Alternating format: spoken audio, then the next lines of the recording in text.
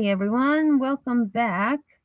So this morning we watched the morning part of the trial of Colin Gray, who is facing charges for providing his son the firearm used in a school shooting. It was a couple of witnesses and opening statements. So this afternoon, they have been back from lunch for about 40 minutes or so. So we are going to finish up this afternoon. And then tomorrow, I will cover the morning, but then I do have stuff to do in the afternoon. So I will be back tomorrow late afternoon to go over the remaining part of tomorrow. So we're going to get right into it because I do plan on going live later tonight on my second channel. I was going to do it on this channel and my second channel, but I am going to just do it on my second channel because I have a lot of things to say. And thankfully, someone timed me out today upon my request because I was going to say a whole lot of things I probably shouldn't say. So, anyways, that is for later. So if you're looking for a little bit of drama, head over to my second channel at 8 p.m. this evening. All right, so let me add this to the screen. And so again, this is after lunch, and we'll watch this until they're done for the day. So I will mute and chat with you in chat. Hey, Evil Queen, thanks for being here. And anyone else who is watching in the bushes. I know there's a lot more going on out there on those streets, but this is important to me, so I appreciate you being here.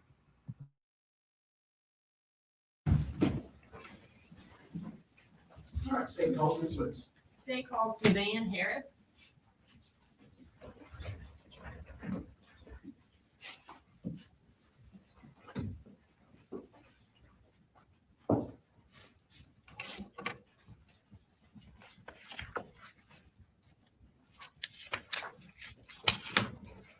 Please raise your right hand. Do you swear to tell the truth, the whole truth, and nothing but the truth to help you God? You can have a seat. Will you go ahead and introduce yourself to the jury? My name is Suzanne Harris. I was a teacher at Apalachee High School. I've been in the county for 14 years. This is my 18th year teaching. Well, you went ahead and answered my next question, which was, what do you do? So you indicated that you worked at Apalachee High School. When did you work at Apalachee High School? What years of service did you do there? I worked there until December of this past year. So I've been there for 4.5 years. And while you were at Apalachee High School, what subject did you teach? Computer science. In September of 2024, were you teaching computer science at that time? I was. And I'm going to ask you if you could show me on that map right next to you, which was your classroom?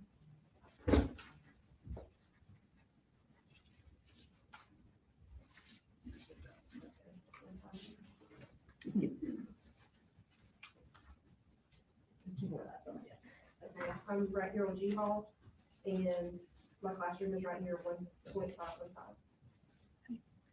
Thank you, Ms. Harris. You can have a seat. I am going to draw your attention to September 4th of 2024. Were you working at Apalachee that day? I was. And was Colt Gray in one of your classes? He was. What period was he in? He was in first period.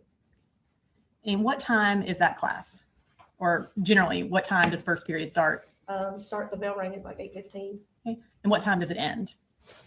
Best I recall, like 9:38, somewhere around there.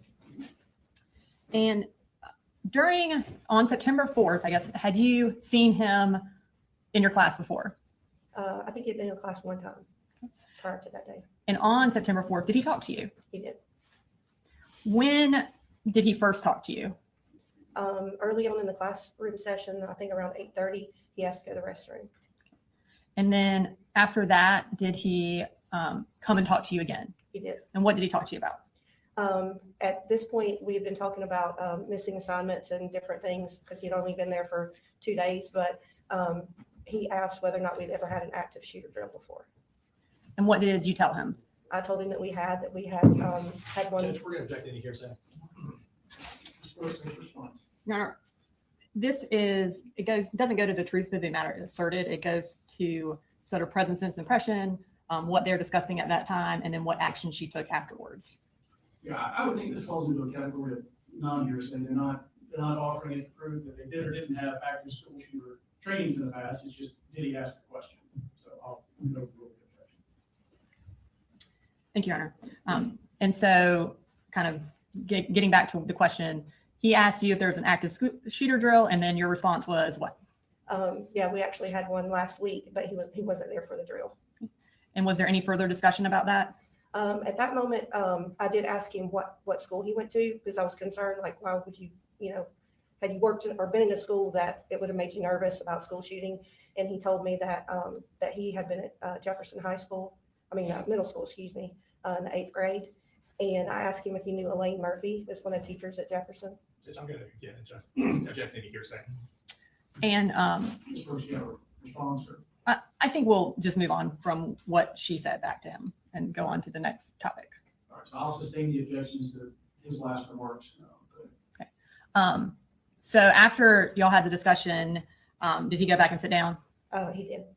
And this time I'm going to publish a clip from State's Exhibit 16. It's been previously introduced in the evidence, and the clip is from 38 minutes and 23 seconds to 39 minutes and 12 seconds.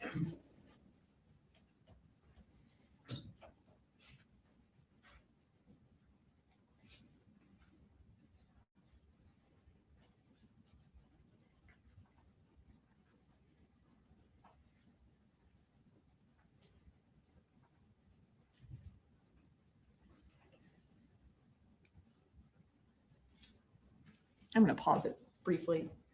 Can you kind of tell the jury, just so they can make sure they see where you are, and then also where Colin Gray is? Sure. So over to this side over here, where you see the gold and white striped bulletin board, that's where my desk is. And Is that all the way on the left of the screen? yes, and then he is to the right of my desk. I don't know. So I'm here, and Colt is here, and this is where he was sitting. Okay. And this was Alex Johnson, and this was Tyler Graham. It may facilitate things for these fisheye. You just kind of refer to like the Facebook clock, 9 o'clock or. That is a good idea, Your Honor. And as far as the exit or the entrance to the classroom, the door, is that around 11 o'clock? It is. All right, thank you. All right, we can finish playing the clip.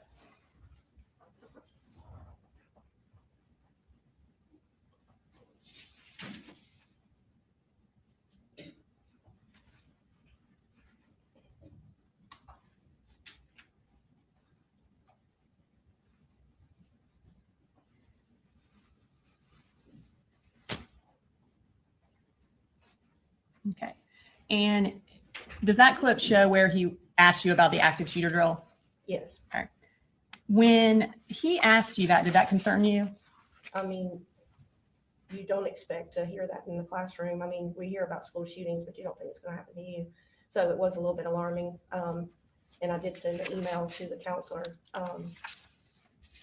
in regards to that, in regards to my concern.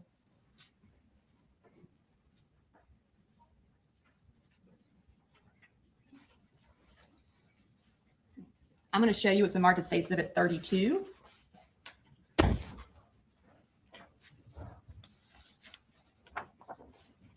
you recognize that? I do. And what do you recognize that as?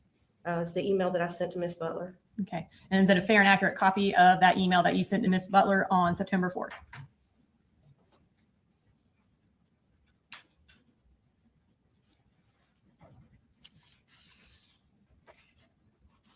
Yes.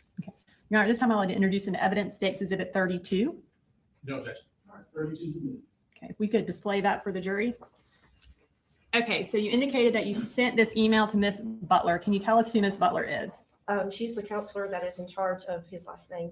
So each counselor has a certain number of letters in the alphabet that they're in charge of. And she was in charge of his last name. And then you also copied D. Martin. Can you tell me who D. Martin is? She's our assistant principal, but I'm a CTAE teacher, so she was actually over the CTAE umbrella. Okay. And what time did you send that email? The timestamp is 8:46 a.m. And can you read for the jury what your email said?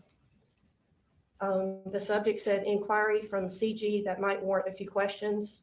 Ms. Butler, I had a student who is new to the school. He has missed quite a bit already. He asked this morning if we ever do any active shooter drills. I thought this was an odd question. I told him we did, and we had one recently, but he was absent. I asked if he had a particular concern, and he said he didn't. The student is Colin Gray, and he is in the 9th grade, just FYI. Thank you. Now, after you sent that email, did Colt come and talk to you again? Yes. Okay. And what did he talk to you about this time? Several times he was asking about missing assignments. The two students that were sitting beside him, Alex Johnson and Tyler Graham, they were actually helping him with assignments. But at some point closer to the time that the bell rang, he asked what our policy was in between restroom transitions as far as going to the restroom. And what is Apalachee's policy about restroom transitions? You cannot go to the restroom during transitions. Okay. And by transitions, you mean between classes? Yes, ma'am. So when can you go to the restroom? You can go in class. And how do y'all prevent people from going to the restroom during between classes? We have chains. And so I actually had the restroom duty right outside my classroom. So there's chains and you just walk out and clip the chain and stand there and make sure that the students don't go in and out of the restroom. Okay.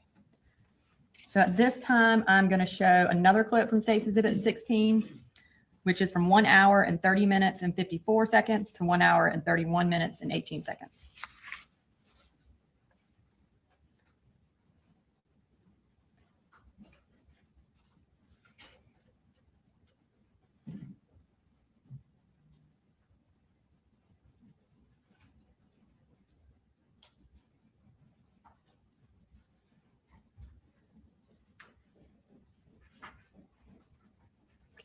Is that when he asked you about going to the bathroom or what the bathroom policy is? He did, and I reached over to grab the bathroom pass. That's what the thing I was reaching for. They have to have a hall pass in order to go to the restroom. Asked him if he needed to go to the restroom, and he said he did not. When class was over and he was getting ready to leave, did you notice anything about him or his belongings that caused you concern? Very close to in the class, I noticed that there was like a poster or some kind of project or something that was sticking out of his book bag. And I asked him what his project was about, and he didn't really have much to say about the project, but he did tell me that he would show it to me later if I wanted to see it. And I couldn't tell what the project was, but he had only been there for a couple of days, so I was looking at it kind of odd. It was taller than the book bag, and it had like clothing that was kind of wrapped around it. And we're in September, but there was like a sock cap that appeared to be like stuck on the top, and I thought it was kind of odd. How did he carry the bag when he left your classroom? It was very difficult for him to carry. It was like really super heavy. And so when he went to pick it up, you could tell, and I said, do you need help with that? And he seemed a little agitated or a little nervous. And so he just like scurried out of the classroom with his book bag. Now, as a teacher, as an educator, do you have the authority to search a child's backpack or a student's backpack? No, I do not. Okay. And so based on what you observed with his backpack and with the questions that he asked you about the active shooter and about the bathroom, what did you do? Initially, I went straight out the door and went to the restrooms to put up the chain because the class was in transition and that's where my restroom duty is. But as I was standing there, I wasn't standing there very long, but I heard a voice that said, he's got a gun. And that's just like a voice in your head, kind of? In my head, yeah. And what did you do when you kind of felt that happen? I got cold chills from the top of my hair all the way down to the toes of my feet. And I stood there for a minute, and it quickly runs through your mind. Like if you make an accusation and you tell somebody's got a gun, they're going to think you're crazy. But as I stood there for just a second, it just got louder. And so I just darted down the hallway and went straight to D. Martin's office. Okay. And what did you do when you got to D. Martin's office? I was going to attempt to tell her that I thought that he had a gun, but she was in there with another student. And so the door was closed. So I immediately came out. Mr. Broughton, who was our other AP, he was standing out in the atrium because we're in class transition. And I went up told him that, I really needed to talk to somebody. And he said, well, have you already been talking to Dee about this? And I said, yes. And about that time, somebody came on the radio and said that she was releasing that student to the media center. And he said, oh, well, she's done. So you go ahead you go ahead and go in there and talk with her. And so that's what I did. So. And what was that discussion, or what did you tell her? When I went in, there was another teacher that was coming in behind me. It was Mandy Pugh and two of her students. And Dee was coming out of her office, and she thought we were together regarding another situation. And I told her no. And there was somebody in the office that was next door to hers. And so there was still a student that was in her office. And so we went into Mr. Neely's office, which is the third office. And we went straight back and we're trying to find some place private. But I told her, I said, I don't know how I know, but I think he's got a gun. After that, what did you do? She asked me at that point if I knew what class he was in. And I said, no, I don't. But when I went back to my classroom, then I looked up who the classroom teacher was, and it was Colin Gray. And I'm going to show you what's been marked as State's Exhibit 33.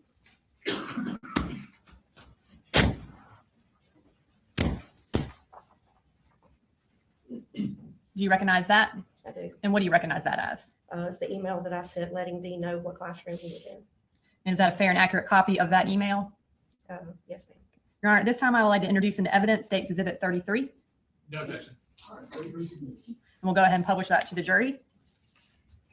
And again, you indicated that this was to Dee Martin. Can you tell us the time that you sent that email? The time is at 9:52 a.m. And can you tell us what the email said? Colt Gray is with Miss Greer during the second period, FYI, thanks.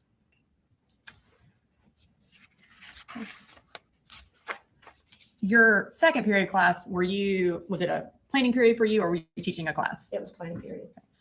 After that email, can you tell us what happened?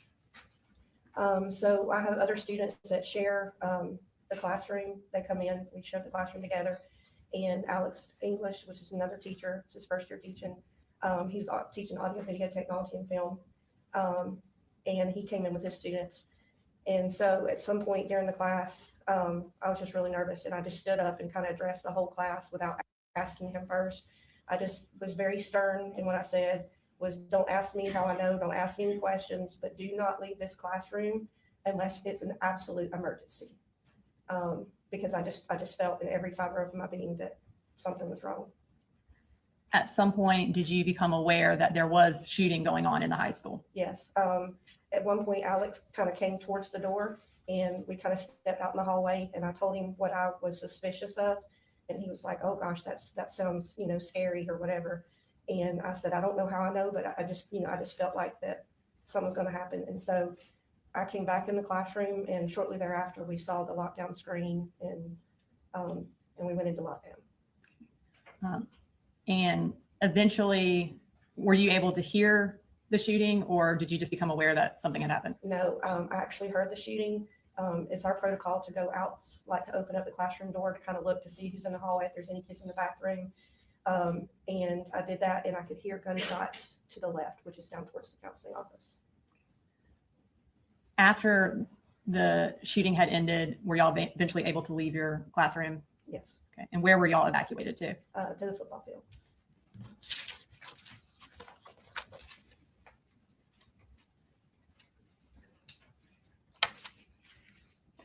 And I'm going to play one more clip for you, which is the clip for when Colt was leaving your classroom.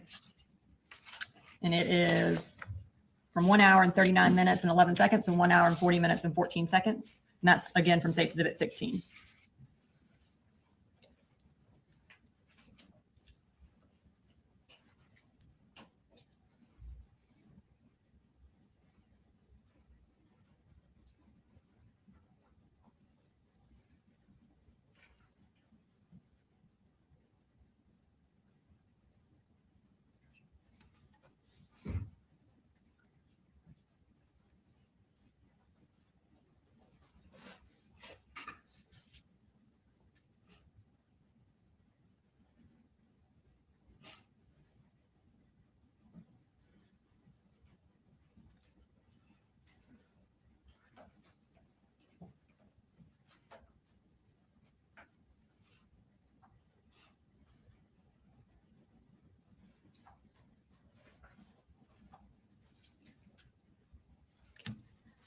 And just to be clear, did you ever actually see a gun? No. Okay. And so you had a feeling that there was a gun, but you never saw one? No. Okay. Nothing further. Ross? Yes, sir. Good afternoon, Ms. Harris. I have a few questions. If I ask a question that doesn't make sense, you'd like me to clarify, please let me know. And I'll go ahead and take care of that. All right. So you were in class and you observed this backpack that Mr. Gray had, correct? Yeah. And I believe you said it looked like it was heavy When he got ready to leave the classroom is where it appeared to be heavy. based on how he was lifting it. Is that what you're referring to? Yes. Okay. And at some point after the shooting, you gave a statement to a couple officers from GBI. Is that correct? Mhm. And you have to say yes or no for the court reporter. Oh. Sorry. No, you're fine. Did do you remember telling them that you were familiar with guns? Yes. And I believe you said that you thought based on the length of the object that was extending from his backpack, that kind of made you suspicious. Is that fair to say? Yes. How was it about the poster board? How far was it extending out of the backpack? It appeared to be about that far. So you're holding your hands, and so I have to make a record for the court reporter, like a foot and a half? More? 2.5 foot. Okay. Yeah. Okay. And you said there was a hat stuffed down the tube of the poster board. Is that It correct? appeared to be clothing, and best I recall, it looked like a sock cap. Like a toboggan? But yes. It's like a winter hat. Yeah. And of course, this was September, Right. And I thought that was odd. right? And it wasn't cold that day. No, it was not. Okay. All right.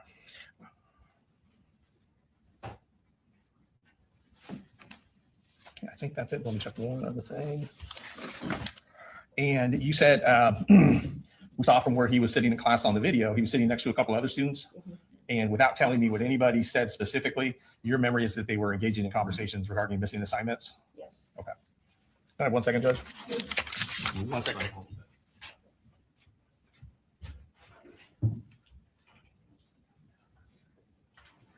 Ms. Harris, that's all the questions I have. Thank you.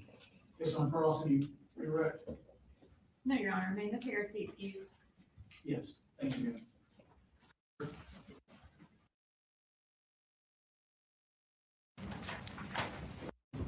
Could you raise your right hand, please? Swear the testimony given in the matter now pending before this court be the truth, the whole truth, nothing but truth, so help you God. I do. Okay. If you could introduce yourself for the jury. My name is Colin Gray. Okay. And where do you work, ma'am? I work at Apalachee High School. And what do you do at Apalachee High School? I'm a math teacher. Okay. And how long have you worked there? This is my third year. Your third year? Okay. I want to take your attention back to 2024, 2025 school year. What did you teach on that year? I was teaching ninth grade Algebra 1. Okay. What did you have first period? First period was my planning block. Okay. So you didn't teach class that period? No, sir. Okay. And what did you teach second period? Ninth grade, ninth grade Algebra 1. Okay. There's a partial map of the school next to you. If you could you orient to the jury as to where your classroom was for second period? Okay. And was Colt Gray a member of that class? He was. Okay. And what do you remember about Colt Gray prior to September 2024? Not too much. He started school not on the first day, maybe a week or so after. I think I had him in my room maybe 3-4 times. Okay. I want to take your attention to August 26th of that year. Was Colt Gray in your class on that day? I believe so. Okay. And did something happen? Did he come to you about needing something? Yes, he approached me in class and asked to go see a crisis counselor. Okay. And did that seem, Hearsay. Your Honor, hearsay is a statement made out of court. That wasn't a statement. He was asking for something. That'd be more in a present sense impression. It's also not the truth of the matter asserted. I don't think that would be hearsay. Go ahead, Mr. Ross. Judge, I think it is being admitted for the truth of the matter in regards to his mental health state at that time. Your Honor, it's not testimonial in nature. He's not asking, or he's not testifying anything. He's not an out-court statement. He's asking to go somewhere. That is not hearsay. You know, I believe him asking to see a counselor on that day is non-hearsay, so I'll overrule the objection. So he asked to see a crisis counselor. Was there anything about what he asked that stood out to you? Just the fact that he used crisis counselor. Usually, Mr. just says, "Can I go see my counselor?" So that's it. How did he appear to you emotionally? Don't call how he appeared when he asked. I just knew it was different from a typical ask to go to see a counselor, so I walked him there. Okay. So is it your normal practice to walk into to the counselor? If they just asked to go to a counselor, not typically, but since he said crisis counselor, I didn't know what was going on, so I did want to walk him. And so class next to me has 2 teachers in it. And who are they? Miss Ryan and Coach Edwards. Okay, so what did you do when you decided to walk into the counselor's office? I peeked my head over next door and just asked if one of them could watch my class so I could walk into the counseling office. Okay, and did they do that? They did. Okay, could you show, and did you walk into the counselor's office? I did. Could you show on the map that we were just talking about where the counselor's office did you walk into? There's offices over here. Okay, thank you. Did Colt come back to your second period class that day? He never came back to my classroom. That day or any other day? He didn't come back that day. And I believe the next time he was there was September 4th. Okay. Let's go to September 4th. Approximately how many times on that day had Colt Gray been present in your classroom? 2 or 3, maybe. Okay. Did you have any problems with him before then? I did not. Okay. Did he have any issues with other students that you seem to notice? No, I never saw him interact with any student specifically. Okay. Did you notice anything out of the ordinary about him? No, sir. Is there another student in your class with a similar name? Yes, And who was that? Colton Gray. Colton Gray? Now, Colt Gray was a freshman that year, correct? Correct. What year was Colton Gray? A senior. Okay. And what was his personality like? Very sweet, very respectful. He tried hard, put his best effort forward. Great kid. Did he interact with you and other students? He did. Okay. I want to take your attention to the morning of September 4th. About what time do second period students begin arriving in your class? Around 9:45, or a little bit for the second period bell at 9:45, I believe. Okay.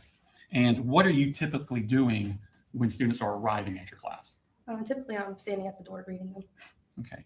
Did you notice Colt when he came into your class? I do not remember him coming into the room. Okay. Do you remember seeing his book bag when he came into the room? No. Okay. Have you had an opportunity to see the security camera footage of your classroom from that morning? I have. Okay. And looking back on that security camera footage, do you realize why it was that you don't remember seeing Colt? I did. And why is that? I was pulling up a presentation on my screen, so my back was turned to the door. Okay. This security camera footage that you saw, does it accurately portray what happened on September 4th? It does. I'm going to show you a clip from what's already been tendered as State's Exhibit number 21. Your Honor, for the record, this is going to be from 1 minute, 15 seconds to 6 minutes and 18 seconds. And asking, it portrays Colt coming into the room.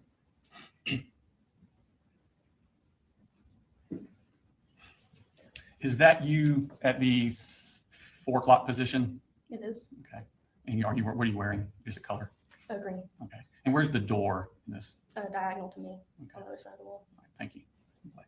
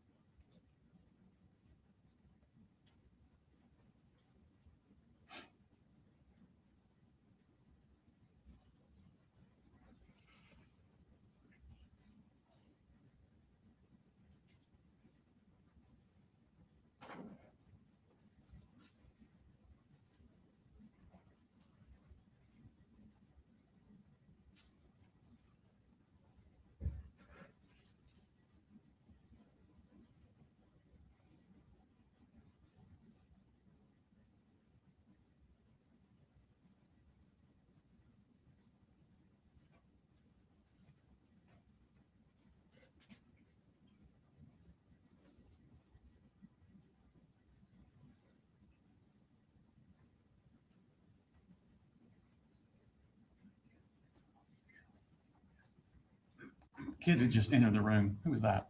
It's Colton Gray. The one with the black shirt and the tan pants? Yes, sir.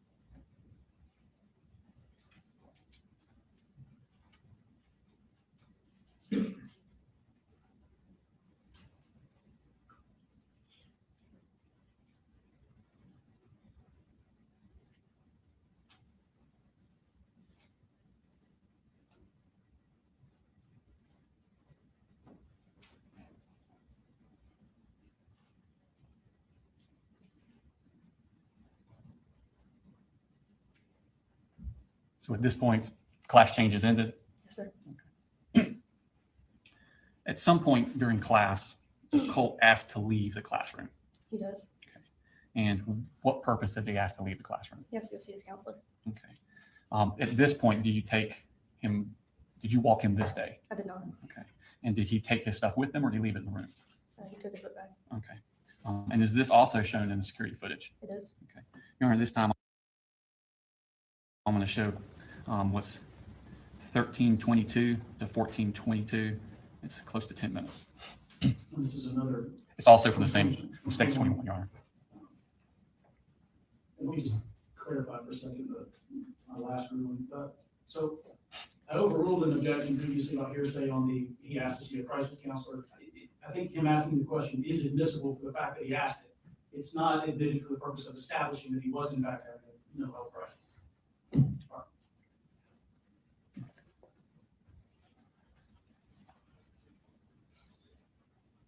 So if the last clip ended at 9:45 and this is 9:53, we're now about 8 minutes into the class.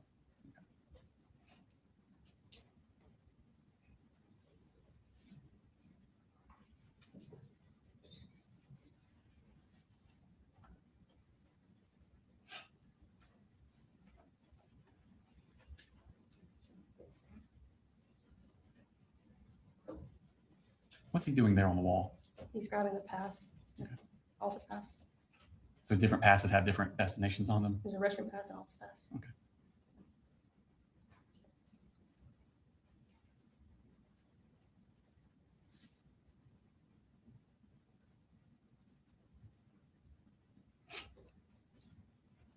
After he leaves at this point, does he come back inside the class? No, no, sir.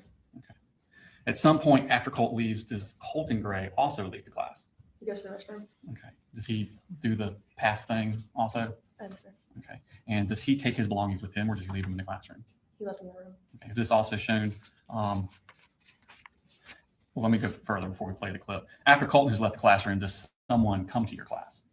Yes, Miss Martin, Okay. And who is Miss Martin? assistant principal. Okay. Why is she coming to the class? She came to class asking for a student. Okay. And what student did she ask for? I can't recall the name that she said. I must have heard Colton Gray. Who did you think she asked for? Colton Gray. Okay. Had he recently left for the bathroom when she asked for him? Yes. Okay. And did you tell her where he had gone? I said he's in the bathroom. Okay. And did you give her his I belongings? handed his book back to her. Okay. Is this also shown on the security It footage? is. Your Honor, this time I will show clip from 2342 to 2633, also from State's Exhibit number 21. So now we're at 10:03. So this is about 9 minutes after Colt left.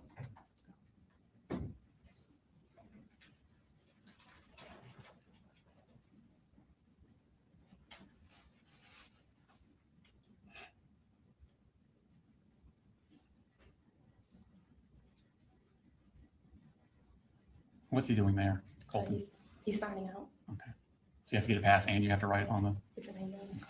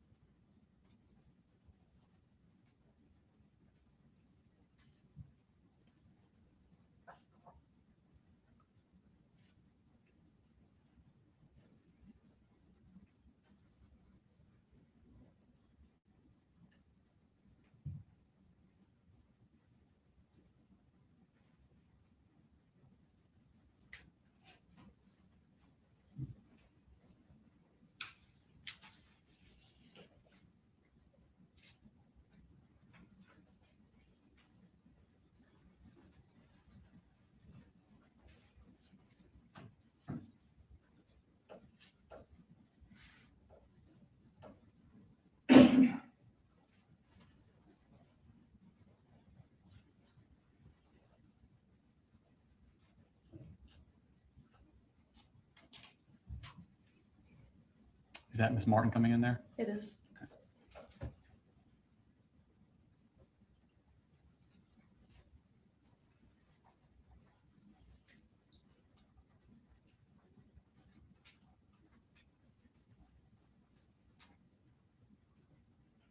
Now, at some point, does Miss Martin return to your class? She does. Okay. What happens when she returns to your class?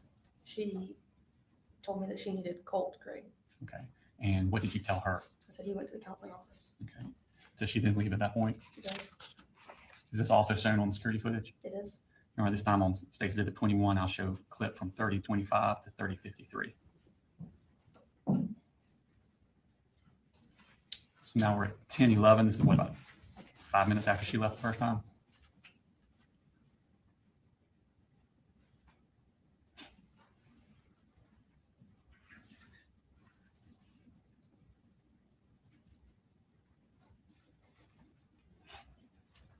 Now, after she leaves there, does she, when I say she, I mean Miss Martin, does she communicate with you any more about Colin Gray? She does. What does she do? She intercomed into my room. I'm sorry, she what? Intercomed Okay. into my room. So she got on the intercom? Yes. Okay. And she asked me to check my email. All right. And did you check your email? I did. She was asking around what time he left the room. Colt left the room. Okay. I'm going to show you Smart State Exhibit number 34.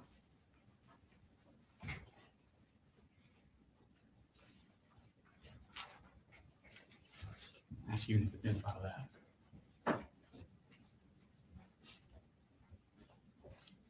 What is that?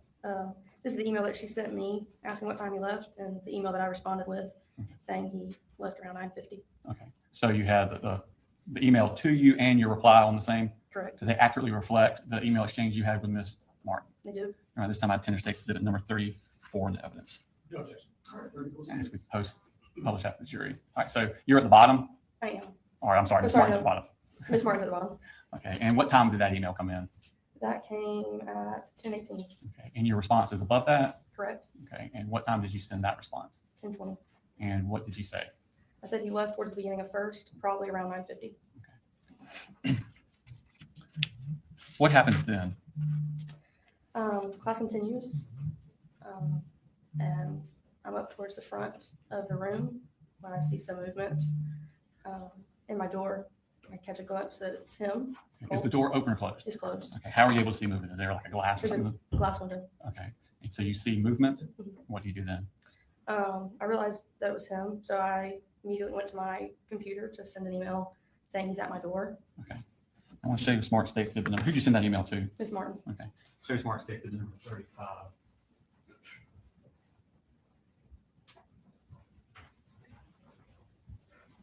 Let's see if you recognize that. Yes. And what is that? That's the email that I sent to Miss Martin saying he just came back to class. Okay. And is it an accurate reflection of the email that you sent to Ms. Martin? It is. Now, this time I Tender State Exhibit number 35 in the evidence. No objection. All right, very positive. Post that. So what time did you send that email? I sent that at 10:22. Okay. When you send that email, what happens? I sent the email and I guess immediately, Miss Martin came back on intercom and said he's at your door. And at that point, I'm walking towards my door. I said, yes. I got to my door and I saw that it was him and that he had a gun. Describe how he was holding the gun.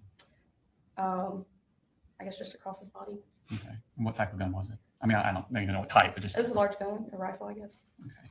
What did you do at that point? I said, he's got a gun. I told the kids in the corner. I started pressing my teacher's badge. Tell me about this strategic bag you're referring to. All the teachers have a badge that, sorry. It's fine. Take your time.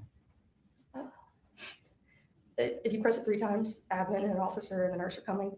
If you press it up to a certain amount of times, it just alerts to the police department and the school and sets off an alarm in school. How many times do you think you pushed it? Good amount. Couldn't tell you how many specifically. Okay. When you push the button, what happens then? All the kids come in the corner. And there was a kid that was in front of the door that decided to drop where he was. So I crawled over and grabbed his hands. I reached up and flicked off the light. And I went back over to the kids in the corner. Did he ever come into your room? He did not. Could you hear the gun being fired? I could.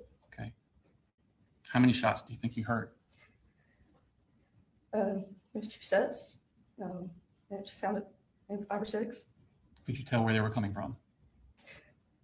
as in Where in the school they were coming from? my hall, Jake Hall.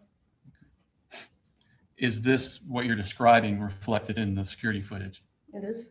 All right, this time I play states 21 from 37:53 to Let me 41:45. ask, is this part of what we discussed at the motion hearings on Friday? No, Your Honor.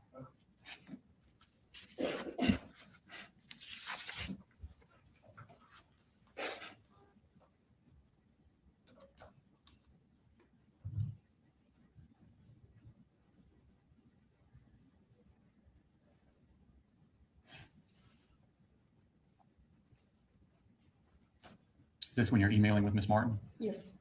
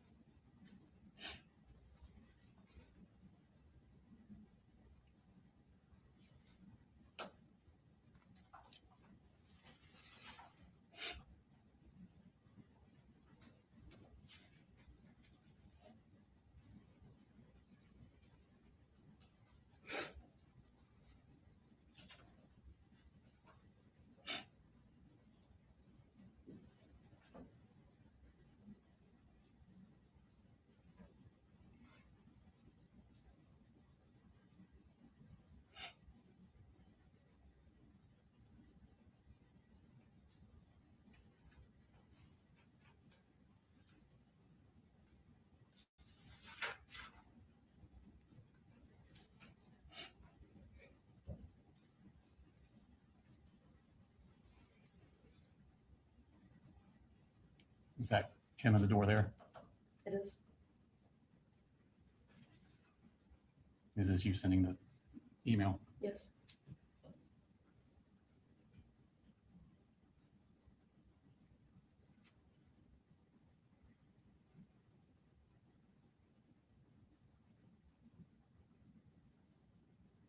Is that you pushing the button there? It is.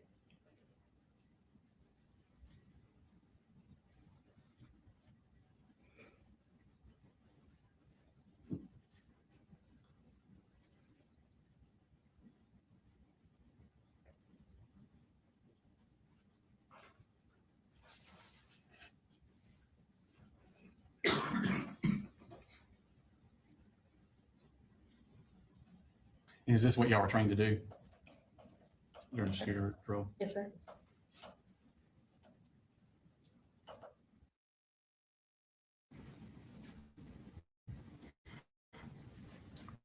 Did a student from your class call 911? It did. Okay. And who was that girl's name? Jaylene. Okay. Have you heard that 911 call? I have.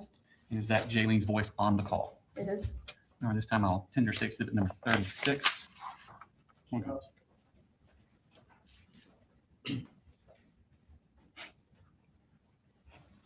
No objection, Judge. All right, 36 is in Your Honor, that this 36 is the business certification record, and 36 the call itself is on the hard drive.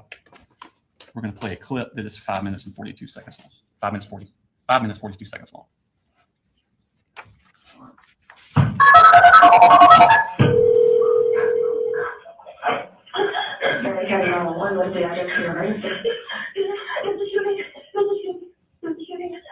Apalachee High School, please. What do we do? Please, he's sitting behind me. Okay.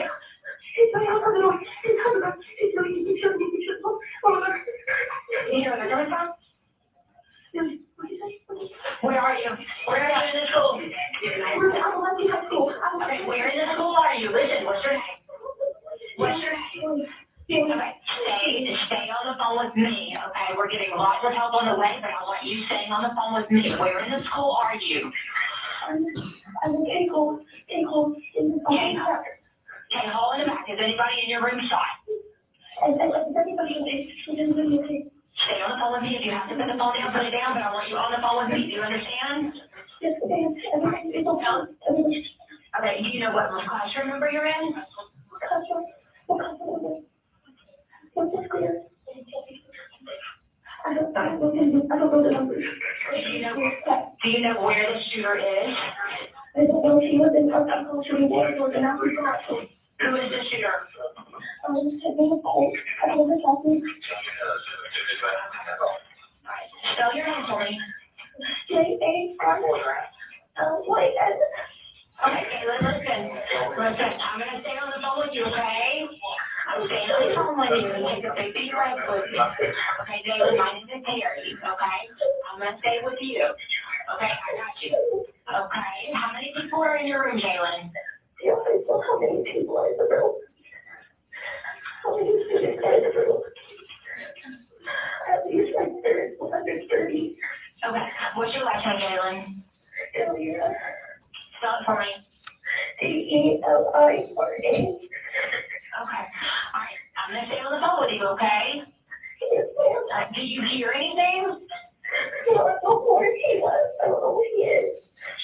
Okay, is your door locked? I think so. Okay. Alright, take a big deep breath for me. You're doing a great job. You're doing a great job, okay? Okay. You're doing great.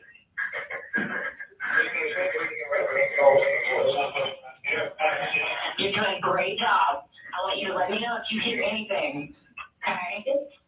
Alright, is your door locked? Is there anything in front of your door?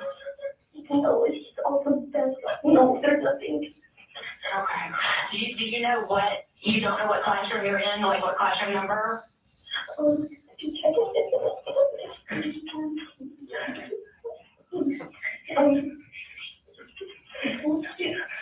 It is room 2.151. 2.151. Okay, is your teacher there with you? Yes, Okay. All right, what's your teacher's name? Miss Greer. Miss Greer. Okay, where is she at right now? Is everybody hiding? Yes. Okay. I got a whole lot of people coming and I got a whole lot of people there, but I'm staying on the phone with you, okay? I'm not gonna go anywhere. I'm gonna be right here with you. Okay. You're doing a great job. I want you to let me know if you hear anything at all. Do you know what Colt looks like? There was like dyed blonde hair. Dyed blonde hair. Glasses. You know what I'm saying? Did you see the gun or did you just hear the shots? I don't know if people know it, and I heard the sound. You heard the shots? Yes. How many shots did you hear? More than 10? A lot. Okay. Right. Take a big deep breath. Big deep breath. I know you are very scared, but you're doing great. Is that stand? Okay, you're doing great. You're doing a really good job. How old are you? 14. You're 14. Okay.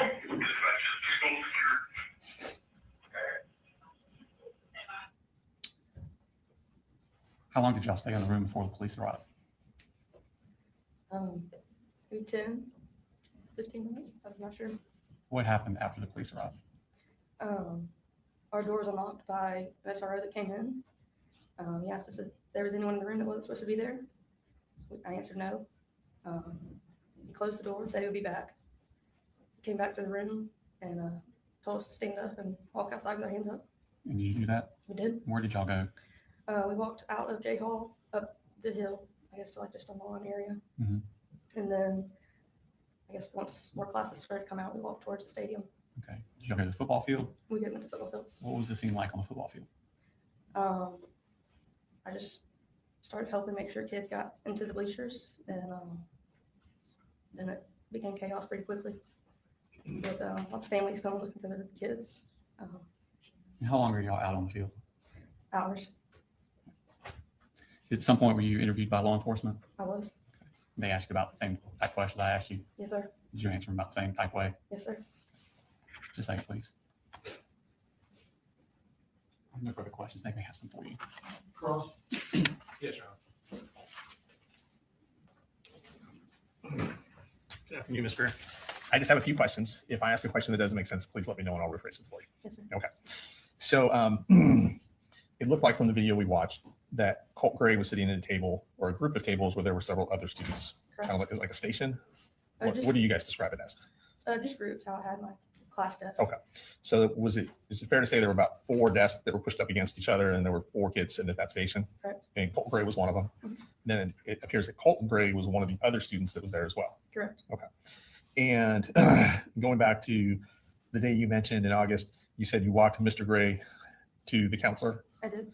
In that type of situation, is that the policy for you to walk him to the counselor? Or is that what you're told to do? We're trained that if a student appears suicidal or they're speaking in that manner, that we should walk them. So not necessarily if they say crisis counselor, Okay. but I just felt like he said crisis counselor and I didn't want to walk alone. So we said crisis counselor. He didn't mention suicide or No, anything no. like that. Okay. Thank you very much. That's all I have. Thank you, Judge. Any regret? Thank you, ma'am.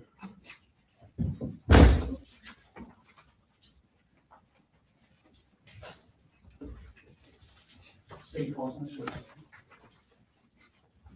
State called Jason Wilkerson.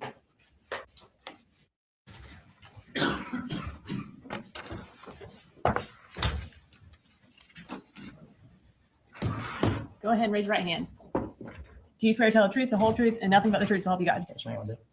Can you introduce yourself to the jury? My name is Jason Wilkerson. I'm a lieutenant with the Bear County Sheriff's Office. And what are you the lieutenant over? Person's Crimes Unit, the ICAC Task Force, our Digital Forensics Lab in K9. How long have you been employed by the Bear County Sheriff's Office? About 18 years. And were you in that role as lieutenant over persons crimes in September of 2024? Yes, ma'am. I'm going to draw your attention to September 4th of 2024. Did you receive any notification that there was an active shooter at Apalachee High School? Yeah, I had turned my radio down. I was going to make a phone call, and Lieutenant Roberts come running down the hall saying there was an active shooter at Apalachee. And when you say Lieutenant Roberts came running down the hall, were you at the? I was at the Sheriff's Office, yes, ma'am, our main office. Okay. And is she the lieutenant over property crimes? Property crimes, yes, ma'am. When she came running down the hall telling you that there was an active shooter, what did y'all do? We ran outside, got in our cars, and drove down there and got there as quick as we could. About how far away are y'all from Apalachee? I don't know how many miles. I mean, we were in excess of 100 most of the way. It took about 4 or 5 minutes to get there. Around what time did you arrive? Right around 10:30, I believe. What did you do when you arrived? I got there, got out of the car, threw on my vest, and we went inside and started searching. When you got there, who was already in the building? The SROs, there's a few of them in there. There's a few that went in ahead of me. Who all was in there exactly, I don't know. It was just go inside and try to stop the threat. When you went in, did you know that the shooter had been captured or if there were other shooters? Didn't know that, and we thought there could have been a second shooter. So with our training, if you don't hear gunshots, you start searching. So as I came across classrooms that were unlocked, I'd go in by myself and make sure no one was in there. So When you were searching, did you come across any injured individuals? yeah, so on the back hall, J hall, there's a student got my attention, and that was Miss Irma's classroom. So I go in there to see what was going on. There was a female laying in the floor. There's a lot of blood. The student that helped her, he had done a really good job. He had held pressure. Her bleeding had stopped, and I knelt down to try to help her out, and her skin was pretty pale. It just kept getting paler. Her lips kept getting bluer, and she just said, "I can't breathe. I can't breathe." And I'm not. I mean, it's outside the scope of my medical training. Just her symptoms to me didn't make sense for what I've been trained in. And all I could really do, I had a tourniquet on me, but where her injury was at, you can't put a tourniquet there. The bleeding stopped. I mean, it was, but she said she couldn't breathe. That just didn't make any sense. I didn't know what to do, and I just kept yelling for medics, and a few minutes later, some medics came in, and I got out of their way and left the room and went back out in the hallway and tried to help out where I could. So with Miss Jeremy, you did everything you knew how to do and waited until EMS arrived? Yeah, yeah. I mean, like I say, she was talking to her everyone obstructed. You know, she was breathing. It was late. She had difficult breathing. Said she couldn't breathe, but just for her symptoms, it was outside the scope of my training. I didn't know how to help her. When EMS arrived and you kind of got out of their way so they could help her, did you become aware that she died that day? No, I had thought they left with her. I thought she made it. I didn't know they put her in the room across the hall. Later, I did the walkthrough with the GBI crime scene, and we found this woman in this room. It was the break room. There's no bullet holes in the door. It didn't make any sense. Like, why is she in here? And I was under the impression that Ernie had been transported. So I just couldn't put two and two together. And later, I did help place her in a body bag, and I did help the coroner remove her from the scene. And then at night, didn't stop thinking about it. And next morning, called the fire chief, and that's when I found out that was actually Miss Ernie. I'm going to show you what the Martin States in at 41. Do you recognize that? Yeah, that's Christine Ernie. Your Honor, at this time I'd like to introduce in evidence to exhibit 41, which is a school picture of Anna Christina Jeremy. No objection. All right, 41. I'd like to display it for the jury. And you indicated that as Miss Jeremy? Yeah. And was she one of the deceased at Apalachee that day? Yes, ma'am. So you indicated that you then, I guess, started clearing the school more. Can you tell the jury what you did after you left Miss Jeremy's room? Went out in the hallway. There was a Hispanic juvenile female that had a gunshot wound to the shoulder. The injury was too high for a tourniquet, so another investigator held pressure and walked her out to the medics.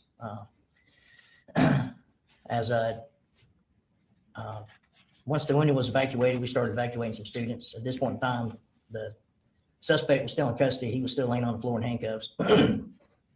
So I moved him to an empty classroom. I told the deputy to keep an eye on him, and I needed him interviewed. So I ran to go find investigator Jason Smith, found him in the cafeteria. And I said, hey, we got one in custody. I need you to interview him. And we go running back, and I put those two in a room together, and that's where investigator Smith conducted his interview. Did you eventually find out where Colt lived? Well, at the time, the deceased male in the floor of the hallway, I don't know if y'all have introduced everybody yet, but at the time it was unknown. Someone mentioned he was with the shooter and opened the door and asked the suspect if he was with him. He said no. Judge, we're going to reject the hearsay. We'll move on, Your Honor. I'll sustain the objection. So I did ask the suspect where his address was, and then called over the radio to the media center to have deputies go to that address and secure it for a search warrant. And as lieutenant over persons, were you in control of the investigation at that point? Yeah, I supervised the Bexar County Sheriff's side of it. Yes, ma'am. Okay. And who did you assign as the lead investigator from the Bexar County Sheriff's Office? Jason Smith. And did y'all call in the Georgia Bureau of Investigation for help as well? Yes, ma'am. Yeah, they were a big part of it.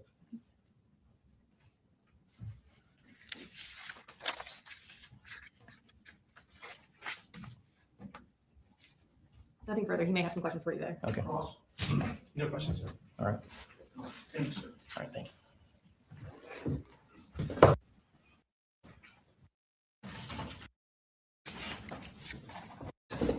If you could introduce yourself to the jury.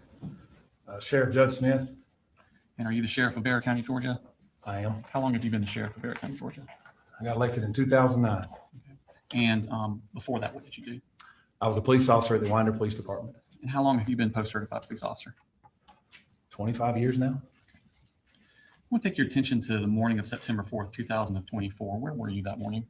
I was at the my headquarters at 233 East Broad Street, where the sheriff's office and admin building's at. Yes.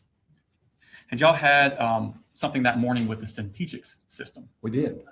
So Centegix was implemented through the school system and through our public safety partners, the sheriff's office, the police department, and the fire department a few months prior to that.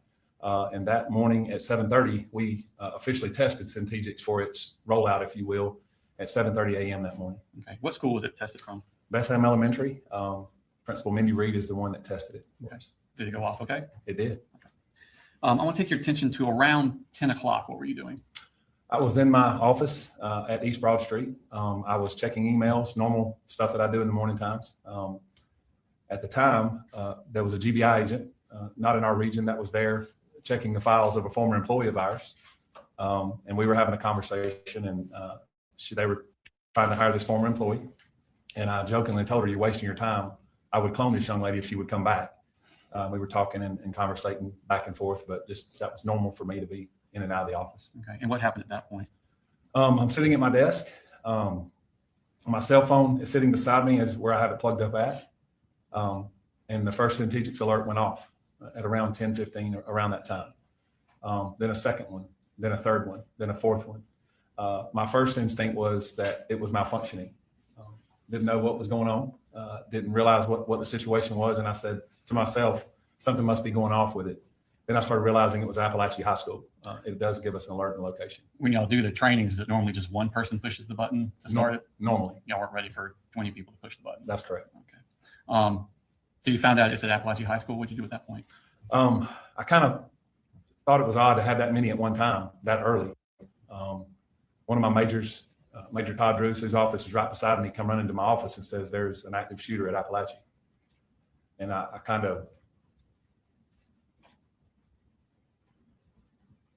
said, "There's no way." So I remember the GBI agent standing right there beside me, and I ran outside, put my vest on in the truck, and I don't really recall driving from 233 to Heyman Morris, where Apalachee was at. How far away is it? I'd say 3 or 4 miles. My phone was ringing. I do remember turning down Heyman Morris Road, and there was a line of blue lights and red lights from as far as I could see. And when I turned in, Apalachee has a circle drive. And I remember going to the left. I don't recall ever hearing on the radio where the location was at. Let me pull up the school map. Could you pull up States 3.1, which has already been tendered in evidence, John?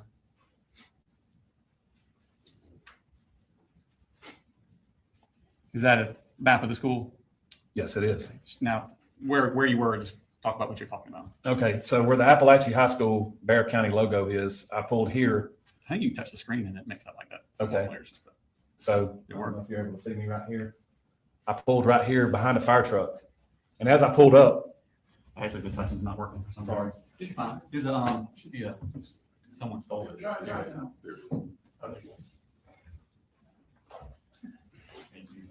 Thank you. as I turned into the school, I parked right here. And there was a fire truck here. And at that point, there were several people pulling up. By the grace of God, when I pulled in there, I run across Tanner Good, who was the former SRO at that school. And I said, "Tanner, where are we going?" And he said, "Jayhawk." Tanner had gotten his patrol rifle out. So he and I intercepted in the middle where the flagpole was at. And we started running that direction. And at that point, I couldn't hear anything. I don't remember or recall hearing anything of that, what the circumstances were. At that point in time, I intercepted Sergeant Schultz, and we had implemented what's called an RTF group, where our fire and EMS. 2 of the firemen jumped off the fire truck, which was Jeremy Thayer, who's our captain at the time. He's still with the fire department, and Sergeant Mixon. They got their helmets on, their vests on, and grabbed their bags, and they started going in the building with us. As we entered the building, we run down this side here, and Jay Hall is here. That's where we entered. I remember specifically giving them orders because we didn't know if they start shooting out. Who were you giving orders to? To the deputies and the EMTs who were They were with unarmed. you? They were with you? They were with me on our hip. Okay. I said, if they begin shooting out from inside the building out, do not shoot back in. Okay. That's how we're trained. Do you know how many shooters are in the school? We did not know at the time. Okay. So what did you do at that point? We entered the door, and when I entered the door, I observed who was later to be Colin Gray handcuffed on the floor, and beside him was a rifle with several magazines laying beside him. What else did you see?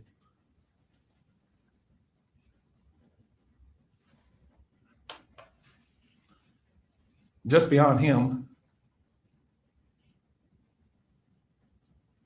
was a person laying face down that I could tell was not moving, and obviously had injuries to that person. Battalion Chief Thayer and Sergeant Mixon went to them first. We were together. That person was later identified as Mason Skirmahorn. I'll show you Smart State Exhibit number 42. Actually, you can identify what that is. That is a picture of Mason Skirmahorn in the parking lot. On September 4th, 2024, was Mason Skirmahorn under the age of 18? Yes, he was. At this time, I'd like to post State Exhibit number 42. No objection. 42.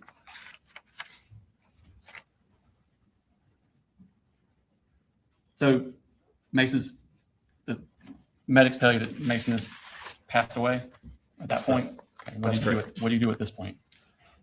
So myself and several others that were in the room or in the hallway, Tanner Good, Sergeant Schultz, Lieutenant Wilkerson, several others were starting to intercept that area.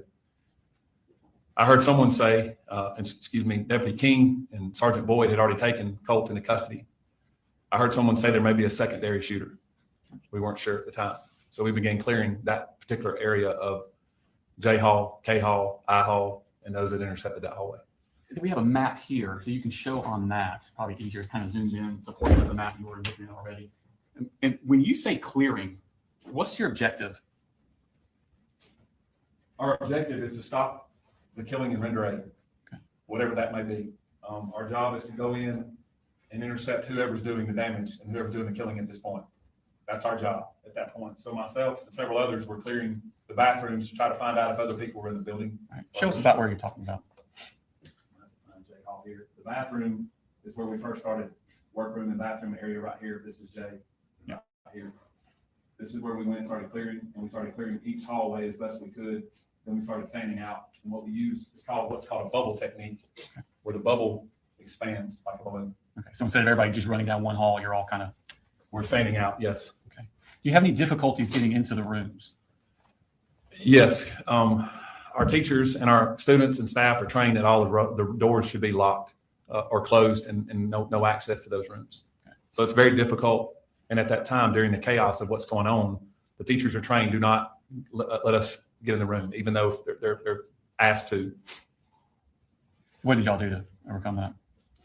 We have keys that are able to let us in the doors after we are able to clear the building later on. So in essence, the teachers and the kids are left to their own defense, so we can go to the next room and clear it and make sure that room is safe.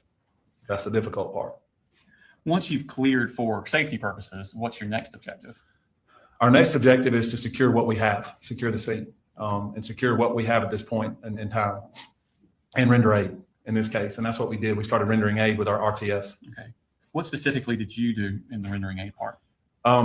Obviously, there were numerous people there. I began checking the area, and I came across one of the victims in the hallway. She was laying on the floor. Myself and Captain Rob Curot with the Winder Police Department at the time began rendering aid to her. You know what her name was?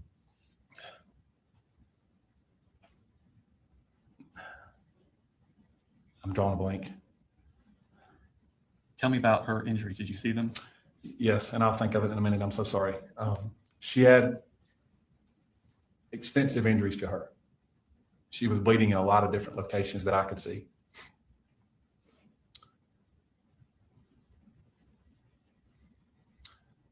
She began talking to us, and I said, let's calm down for just a little bit. And Captain Curot and I were talking to her. And what we have in our RTF bags are what's called a drag bag. And in that drag bag, it's able for us to put a patient on that and take them out a whole lot easier and pull them out of a situation that's like this. We rolled her over, and I noticed that she had extensive injuries to her forearm and wrist. Devastating injuries. I remember later on I had a lot of blood on me from her injuries. I was trying to calm her down, and we got her on the bag, and we started taking her out of the school, out of J Hall where we entered, myself, Captain Curot. Before you took her out and you're putting her on that drag bag, did she make any statements to you?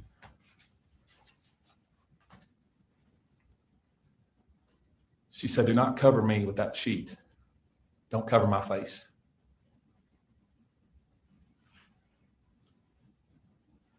"Please don't let me die."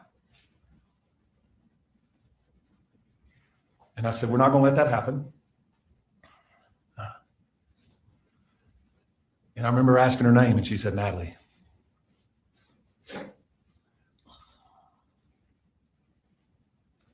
Beautiful girl. And she said, "Please don't cover me." I said, "We're not." Did you do any sort of medical type procedure with her? We did. So as we exited the building, Lieutenant Chad Norris had lined up about 4 or 5 ambulances right outside the door. And as we got her outside,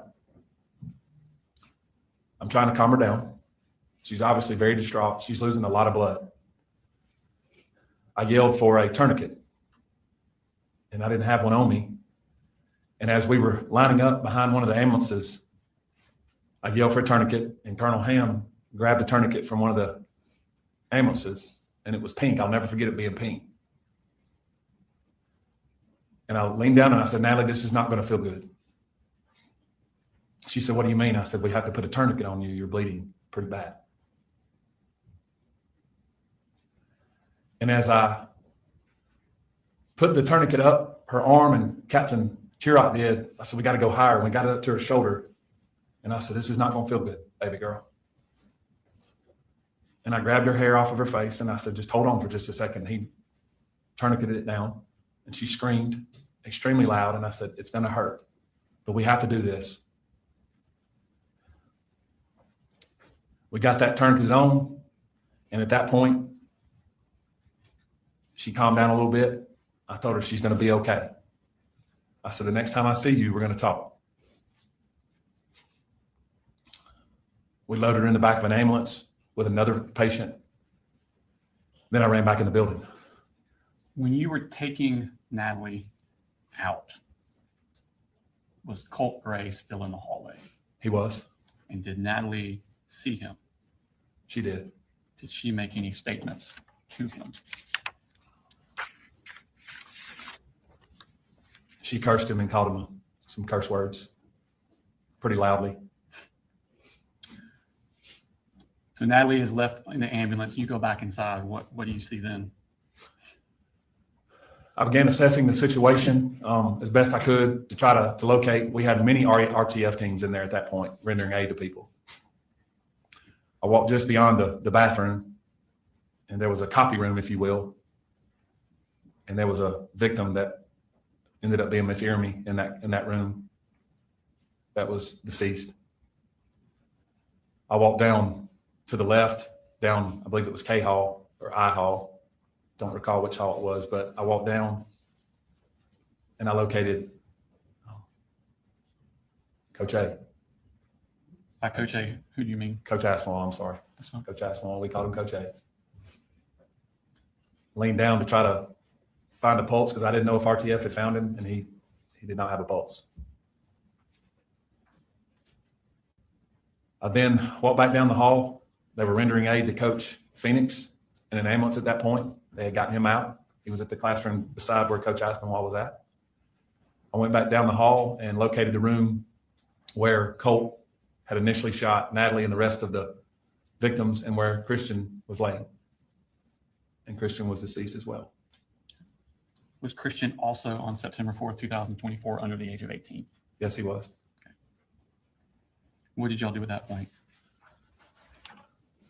We made the decision to try to evacuate the building as best as possible to get the remaining students and the teachers out of the classrooms as best we could. It was a very difficult decision. Probably one of the decisions that I regret is walking the kids and the students and the staff through that hallway.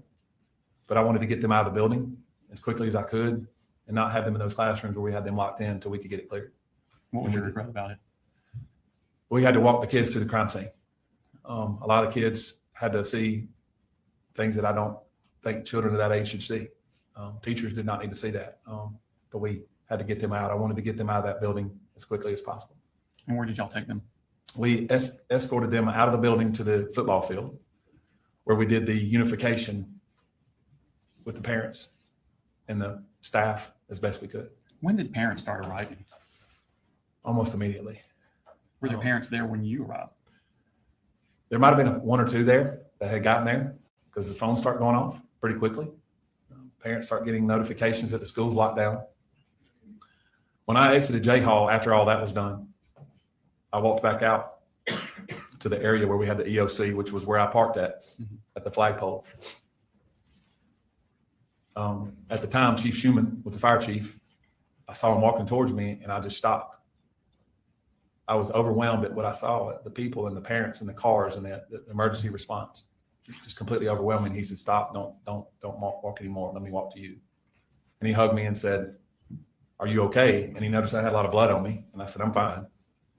But we talked, and that's when I noticed that thousands of parents and people were showing up at one time, and we were trying to decide how we were going to manage through the school system, getting parents and kids and loved ones together. Okay. Tell me about the law enforcement response. It was quite overwhelming. There was over 140, 150 law enforcement officers that responded, agencies from all across North Georgia, federal agencies that showed up, state agencies that showed up. And that's just well over 150 just in the first hour. Did you request assistance from the Georgia Bureau of Investigation on this case? I did. I felt that I could get, they could assist us in what we were going to deal with as far as the size of the crime scene and the timing. And so I called Director Hosey, the director of the GBI, and I asked him to show up. And he said, "I'll be there within the hour."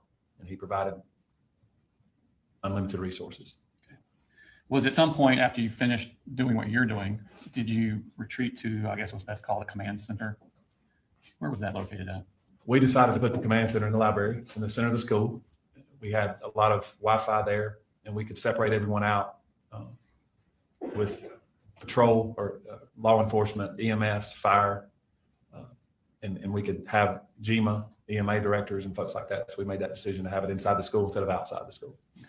While you were in this command center, did you start getting tips or calls about possible other shooters? We did. My phone was obviously going berserk. We began getting calls that there were other shooters at other schools. As we said, and we thought there was a secondary shooter in the school. I happened to pick up my phone, and it was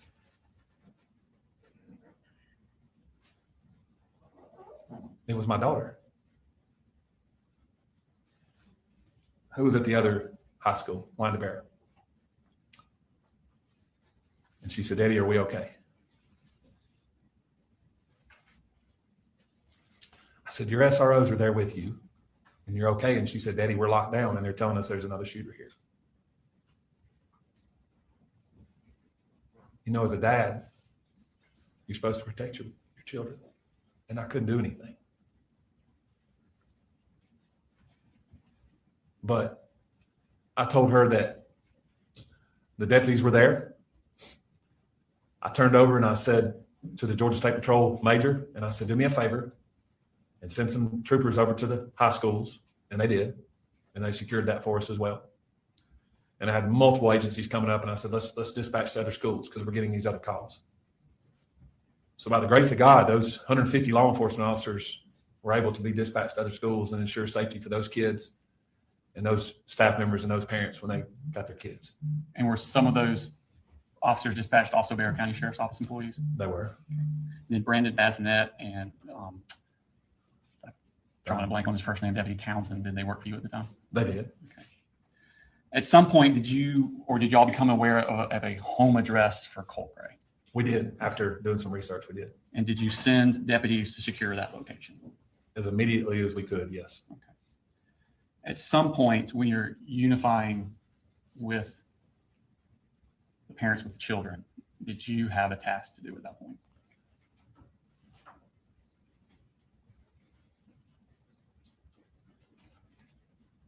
So we knew that we had 4 people brutally murdered.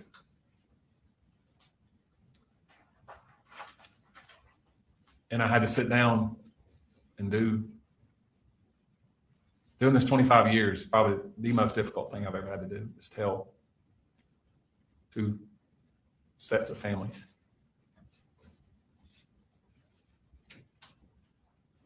that their babies were murdered. Did you do that personally? I did. We set up an area with their families, and I met with Christian's family first. I recruited a couple of school personnel because there was a language barrier between myself and Christian's family, and I had to tell them that Christian's life was taken. And all I could do was sit there with them and pray with them and tell them I'm sorry. And then I had to meet with Mason's family and tell them the same thing. And then I had to meet with Miss Ermy's husband and tell him that his wife was murdered. I wasn't able to meet with Coach Aspinwall's wife. She was not on site. That was done off site. I later talked to her and talked to some family members. The residence that you sent those deputies to secure, was that in Barrow County? It was, yes. Just a second, please. No further questions. Thank you. Mr. Cross? No process. Thank you. Thank you, sir.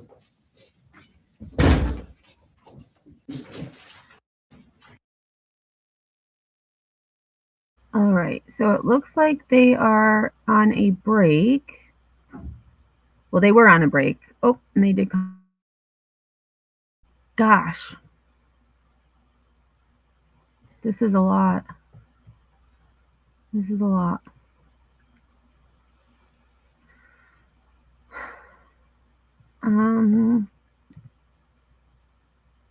So let's see. Oop, crap. I didn't mean to go back there.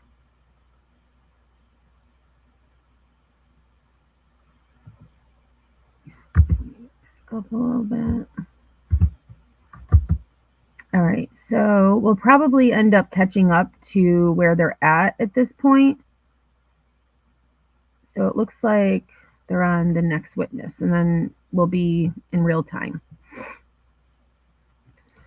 Excuse me.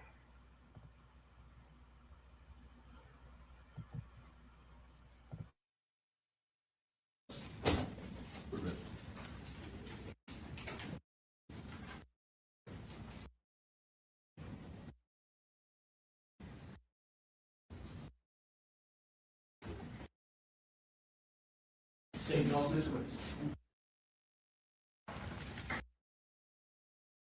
About the trees, so help you God. I do. All right, now if you can start by introducing yourself, I'm going to have you spell your last name for the court reporter. My name is Daniel Catapano, Catapano. And where are you currently employed? The Barrow County Sheriff's Office. How long have you been at Barrow County? This will be my 7th year. Okay. And what's your role there?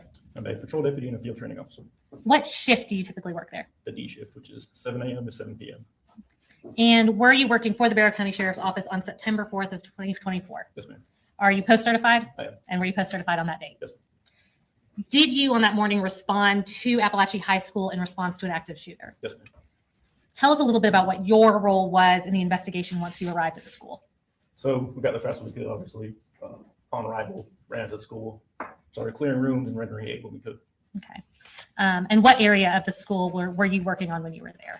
I went everywhere in the school. Okay. Just kind of ran around. All right. Chaotic scene. Yes, ma'am. And I'm going to kind of shift you to sort of a different front. After the dust had settled and you kind of found out about the victims in this case, did you realize that you were personally acquainted with one of the victims? Yes, ma'am. Tell us who that was. Ricky Aspinwall. And tell us about how you knew. Is that Richard Aspinwall? Yes, ma'am. Tell us about how you knew him. He was my football coach, my track and field coach throughout high school at Mountain View High School in Gwinnett County. And what year did you graduate there? 2016. And is that where he worked before he worked at Apalachee High School? Yes, ma'am. All right. In the capacity as a teacher and a coach? Yes, ma'am. Okay. And so did you pretty much know him throughout your high school career? Correct. I'm going to show you what's been marked as State's Exhibit 40, and this is previously shown to the defense attorney. Can you identify the individual in that picture? Yes, ma'am. Richard Aspinwall. And Judge, at this time, we would ask to tender State's Exhibit 40 and publish it to the jury. Okay, all right, 46. And is the individual in that picture Richard Aspinwall, who you knew as Ricky Aspinwall? Yes, ma'am. No further questions. The defense may have some questions for you. Good afternoon. Sure. Just got a couple of questions for you. I understand you are in charge of keeping the logbook. Crime scene log, I'm sorry, the crime scene log. crime scene log. And tell us what you do to keep a crime scene log. What are you looking for? So you, basically it's a form that shows who came in and out of the scene, the time, the date they left the scene. Okay. So you kept all of the times that people came and left. Yes. Did you do any collection of any of the evidence at all? No, sir. Okay. So that was done by someone else. Correct. And I think you indicated that you initially got the call from someone else. Correct. Do you recall the time that you got that call? I do not. When you arrived, I think in the report you indicated you may have been the third or fourth car there. Yes, sir. So when you entered into the school, did you see Mr. Gray at all? No, sir. Okay. Nothing further. Thank you very much. You do direct based on cross. No, sir. All right. Thank you, sir. Thanks, sir. Given the matter now pending before this court, be the truth, the whole truth, nothing but the truth, so help you God. I do. Okay. If you could introduce yourself to the jury, please. My name is Cassandra Ryan, but I go by Cassie. Okay. Cassandra Ryan, but I go by Cassie. Okay. And Ms. Ryan, what do you do? I'm a teacher at Apalachee High School. Okay. And how long have you been a teacher at Apalachee High School? This is my 4th year there. Were you a teacher there in September of 2024? Yes. Now I want to take your attention specifically to that year. What did you have like a specific assignment of what you're supposed to do before school starts? Yes, I had, we call it front loop duty, but basically we're just waving the students in the morning during their drop off. Okay. And is that the bus entrance or the car rider entrance? Car rider. Okay. And then at first period, what do you do? Do you have a job then? That was my first period planning, and I had a teacher that pushed into my classroom. So I just planned while he taught his class. Okay. There's a map next to you. It's a kind of a partial map. Could you show the jury where, there should be like a little pointer. This is, You can't okay. use that official. If you could show them what classroom you were in for first period. Okay. Is that the classroom you stayed in throughout the day? Yes, Okay. Mhm. But you're not teaching this first period class? I'm not. Who was teaching that class? Mr. I can't remember. That's his okay. name. That's okay. So first period, you're not teaching. No. Okay. What about second period? Yes, Okay. What course are you teaching? Algebra 1. Okay. And is it in that same classroom? Yes. Is there another teacher in the room with you for second period? Yes, Coach Edwards. Okay. And why is Coach Edwards also in the class with you for that class? It's a co-taught classroom, so there's one teacher in there that is the math certified teacher, that would be me. And then there is a special education certified teacher in the classroom because the roster has a significant amount of students that have specific learning disabilities that can range. Okay. So Mr. Edwards would help those students out while you're teaching the entire class? Yeah, he's in there to support them through the learning, mainly during like independent work. Okay. Thank you. So you showed the class that you have. Who's in the class next to you? To the left or right? To you, as you're facing out of your door to your left. Miss Greer. Okay. And do you know Miss Greer? I do. Okay. How do you know her? We started teaching together and we became friends as well. Okay. Now I want to take your attention to September 4th of that day. What were you doing when students came into your classroom? I was standing at the front of the door because we had a new seating arrangement. We do that when we change units. And so we were going into unit 2. So we change up the seating arrangements for the students. So the kids have assigned seating? They do. Okay. And on that particular morning, you had changed the assigned seating? Correct. Okay. And how do you record this? I made like a chart in Canva of the layout of my classroom and all of my desks were numbered. And then I use the roster of my students and I list the seat number on that roster of each student. Okay. I'm going to show you a Smart State Exhibit number 67. Ask you to recognize what this is. That's the roster that I used for various things, but there was the seating numbers on this as well. Okay. So are you using that to check when they come in and also telling them where to sit? Yes. I'm going to show you. Does that accurately reflect the seating chart you had that day? Yes. Your Honor, this time I tender State Exhibit number 67 in evidence. No objection. 67 submitted. It shows marked State Exhibit number 37. Published 67. So the numbers on the left are the seating numbers, or the ones on the right? The numbers on the right. That would be correspond to a seat in your. Yes. Shows marked State Exhibit number 37. Actually, recognize what that is. This is a roster of my classroom. Okay. And were those the kids that were present in your classroom that day? September 4th, 2024. Yes. Okay. And were all of those students on that day under the age of 18? Yes. Was Stephen Edwards also in your room on September 4th, 2024? Yes. Okay. I'm going to tender State Exhibit number 37 into evidence this time. No objection. 37 submitted. Okay. Now I'm going to show you what's marked as State Exhibit number 38. Actually, what that is. This is the seating chart layout that I created of my classroom. Okay. Has names been added to the numbers? Correct. Yes. And are those names added to the numbers accurate as to where the children were assigned to be seated that day? Yes. Okay. Your Honor, I tender State Exhibit number 38 into evidence. No objection. So as we're looking at 38 on the screen, if you could identify first where the front door is. Like point. Yeah, that you can use the pointer Is that- behind you. Oh, okay. We used to have it where you could touch the screen, but that seems more difficult. So the pointer would probably be better. This is the door Okay. And where would you generally be teaching from? up here. Okay. And where would Mr. Edwards be? He wandered around the room, but this was his desk here. Okay. Is the other desk your desk? Yeah, like this is my desk, or that was my desk. This was his desk. Okay. And he just wandered to whichever child needed his help at the time. Yes. Okay. Just kind of observed. Did you, when the kids came into the classroom after you've assigned them their seat, do you do anything else with them as they're coming in? We do a warm up, and so that is on the board for them to get their materials out to get started on the warm up while everyone's coming in. Okay. And at some point, did y'all start class? Yeah. Okay. And what class again do you teach? Algebra 1. Algebra 1. Okay. How about was the class going that day? What's the structure of the class? So we begin with a warm up, and then we kind of structure into the beginning part of our lesson. And I set timers on the board for students to be able to know like how much time they have for each specific part of our lesson. And then we would do about a 30-minute lesson and then go into like an independent practice time. What's independent practice time? Where they work on problems on their own. But this particular day, it was structured slightly different.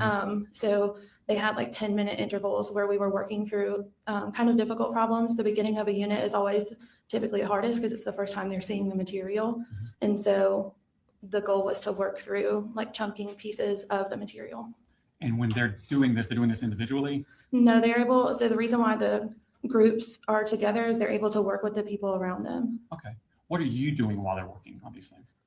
Typically when they're independently working, I'm circling the room just to kind of see where they're at, maintain behaviors, making sure they're staying on task, and helping any students that need help. And is Mr. Edwards doing basically the same thing? Yes. Okay. Tell me about restroom breaks. Okay. How does that work? So you can see next to the door, there's a thing that says sign out. Okay. In the bottom left corner? Yes. That is where there was a chart where the students sign in and out to go to the restroom. But after the warm up, students are able to ask to go. And typically Mr. Edwards would be the one, addressing who was going to the restroom, and they knew what order they were in. So once that person came back. I was about to say, is there only one at a time out of the class? Correct. And so they have to sign their name, where they were going, and the time that they left. And there was a pass that they would take when they left the room. Okay. Is there any sort of procedure about what to do with the door? When they left the room, typically the goal is to have them shut the door. So at Apalachee, we have a shut door policy. So, and a lock door. So when we open our doors in the morning, we're careful not to twist it to where it's able to be like opened from the outside. Okay. So when they came back, how would they get back in? Someone would have to let them back into the room. Okay. Now, at some point during that morning class at September 4th, did something happen that was out of the ordinary? Yes. Tell me what you first noticed. At 10:30ish. Sure. Okay. So I had just started, one of the timers had gone off. I don't quite remember where we were in the lesson. But I remember like hearing a loud like hit or something, and looking over and Looking over where? toward the door. Is that where the sound came from? Yes. What did you see? I don't recall exactly what I saw, but I knew that I saw something that made me jump to the floor. So it was something disturbing. What? Was it something disturbing that you saw? Yes. Was it a person that you saw? Yes. What about this person was disturbing to you? He was holding a weapon. Do you remember what this person looked like? I don't. I'm sure you're not a gun aficionado, maybe you are, but can you describe the weapon you're referring to? It just was a long gun. The only thing I remember about the person is that he had like unnatural bleached hair. But that's all I could see. Had you ever seen this person before? No. Okay. When you hit the floor, Mhm. first off, I want to think about where were you on that chart? I was at the board in between this first L. So kind of And middle of that L. I was speaking to Tyler at C21. And did you dive somewhere or did you just drop to the floor where you were? I dropped to the floor where I was, and I remember being faced towards the door and coming up in front of a bunch of book bags. And what happened at that point? So at that point, there was gunfire that started happening, and I could feel like debris and bullets going over my head. What was happening inside the room? Inside the room, What were the other students doing? the students began to duck down. A lot of desks were moving around. And it was hard to hear because once the gunshots started happening, it kind of messed my hearing to where it just, all you heard was like ringing for a little bit. How many gunshots do you think you heard? A lot. And was it like a few and then a break and then a few and then a break, or was it? No, it was like a rapid, the whole thing. Were you able to see anything in reference to the shooter during this time? No. How long did the shooting last? Seconds. It didn't feel like seconds, but it was seconds. Okay. When you look up, was the shooter still in the room? No. Do you know how far he came into the room? I think he just stepped 1 foot in. Once he left, was the door open or shut? Once he left, I remember starting to get up and I saw the door closing and Ronaldo was throwing chairs toward the door.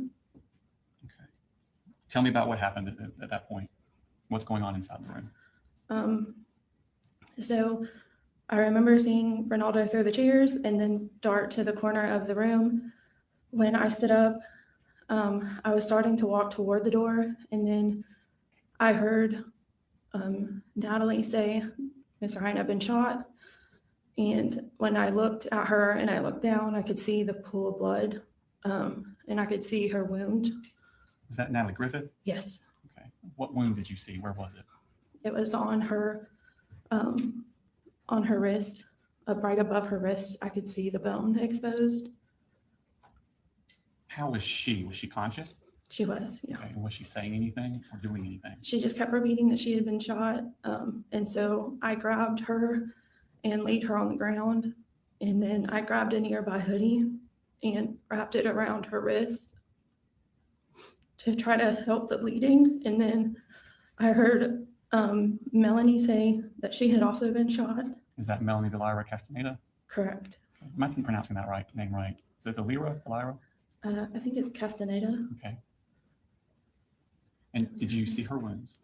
I could see that she had been shot through the shoulder, and I saw the blood there, but I couldn't see the actual flesh of the wound. Okay. And how was she? She was very quiet. I think she was scared, but I've known Melanie for a little while before, and so she does have a very calm demeanor, and so she was very calm and quiet, and just grasping her shoulder. Did she appear to be in pain? Yeah. Did you notice any wounds to Nautica Walton? I did. So once I had laid Natalie down and I put Melanie next to Natalie, there was a group of girls that were already in the corner. And one of them, Hayden, had asked if we should move the smartboard in front of the door. And at that point, I was trying to assess what was happening. And so I then saw Nautica on the ground, and she was quite frantic and grasping at the back of her leg. I couldn't see her wound or any blood, but she was in severe pain. And did you see Taylor Jones? I did not see Taylor Jones. Were you aware of any injuries to Jackson Beaver or Ronaldo Baker? I was aware that Ronaldo, when after the police had come in, he had said something that he was also injured. And then when we had gotten out of the room and up to the top of the hill, Jackson had said that he asked me to look at the back of his leg, and he did have something lodged into the back of his leg. Did you see Christian Angulo in the room? Mm-hmm. Where was he located at?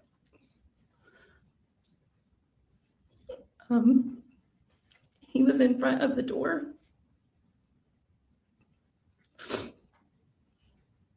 And he was on the ground. What, could you tell if he was alive or not? He was alive. And Coach Edwards said that we needed to make a barricade around him after everything, all the shots had fired. And so they stacked desk around because he didn't want to move him. And while I was helping Natalie and Melanie and Nautica in the corner, there was a moment where me and Coach Edwards had looked at each other and said that they needed to come because it wasn't good. And when they came finally, they had pronounced him dead while we were here. I'm going to show you Smart Stakes David number 39. Yes, that's Christian. Is that an accurate representation of Christian Angulo? You're on Interstate State number 39 in evidence. Yes. 39. Could you tell where he had been injured at? I didn't get close enough to him to see where he had been shot. How long did y'all stay in that room before the police came? It was quite a bit of time. I would say probably 20 minutes. Okay. How did they get in the room, the police? They had a key. Then they had to push through all of the stuff that they had piled up at the door. Y'all had barricaded stuff in front of the door? Ronaldo did. What did they do when they came in first? They had their weapons drawn and were telling everyone to put their hands up, but I had stood up out of the corner and walked in front of the middle of the room and said, no, we need help. Okay. And did medical personnel start coming into the room? They did not. So I had started to tell them where everyone that I knew was hurt. And they had, at the beginning, asked me to help carry Natalie because there was only a few of them. And then more ended up coming into the room. Okay. So they took Natalie out? I didn't see them take Natalie out. So when they came in the room, they flipped the lights on. And that's when the students had noticed Christian on the floor. And they knew he wasn't with us anymore. And so the students began to get really upset. And they had pronounced him dead, but we had to walk by him out the door. Because he was right in front of the door? Yeah, and Martin started holding Brittany's face and telling her she could do it. And I had to grab Higden and tell her that it was going to be okay, just to get them out the door. Where were they going? They were exiting us up towards the right, up the top of the hill after you leave J Hall. Okay. Did you stay at the top of the hill very long? No, or I don't know. We were the first ones up on the top of the hill. So y'all were like the first students evacuated? Mm-hmm. Okay. Did other students start coming out from other classes? They did. Did y'all stay on the hill or did they move you somewhere else? They started ushering us towards the football field. Okay. And what happened when you got to the football field? I started ushering students to the football field and waving my hands. And I came across two students that I had taught before. And they came up and hugged me. And they said, Miss Ryan, why do you have blood on your hands? And that's when I noticed that I had blood on my hands.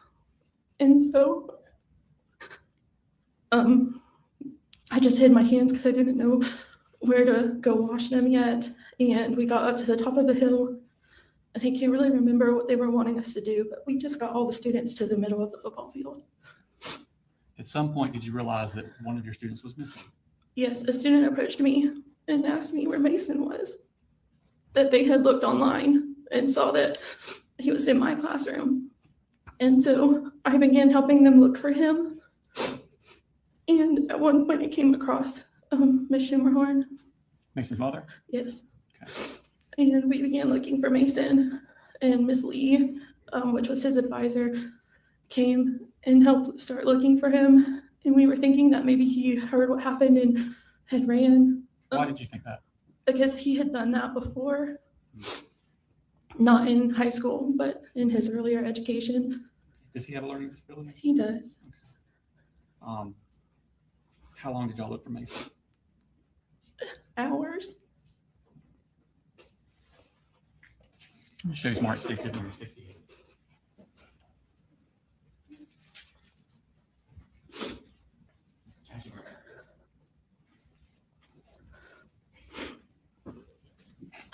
That's my sign in and out sheet.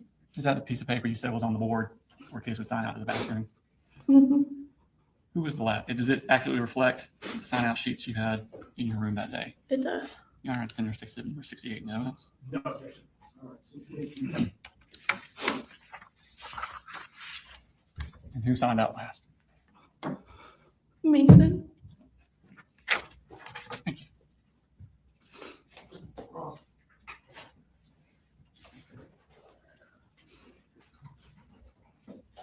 No question, John. Thank you.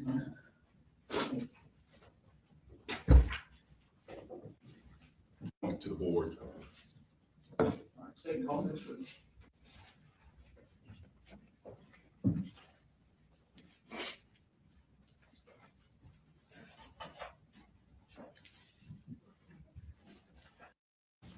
Please raise your right hand. Do you swear to tell the truth, the whole truth, and nothing but the truth to help you God? I do. Can you, if you'll speak into the microphone and introduce yourself to the jury? I'm Jacqueline Garcia. And what do you do? I am a police officer for Auburn Police Department. How many children do you have? I have 4. And can you tell us their names and ages? Madeline, she's 18. Melanie, she's 16. Jaylene is 15, and Anthony is 8. And for the 2024 school year, where were they all in school? Madeline, Melanie, and Jaylene were at Apalachee High School, and Anthony was at Yargo Elementary. And as far as your 3 that were at Apalachee High School, what grades were they in? Maddie was in 12th grade, and Melanie and Jaylene were in 9th grade. And is Fort Yargo Elementary also close to Apalachee? Yargo Elementary is right next door. Back in September of 2024, were you in law enforcement then? I was just starting. Prior to going into law enforcement, what were you doing? I was a teacher at Cadence Academy across the street from Apalachee High School. Okay. And I'm going to pull up State Exhibit 3.2, which is an overview of the school. Okay. I'm sorry, 3.3. Can you tell the jury on there where Cadence Academy is in comparison to where the high school is? So it is And right there across. should be a pointer over there. Oh,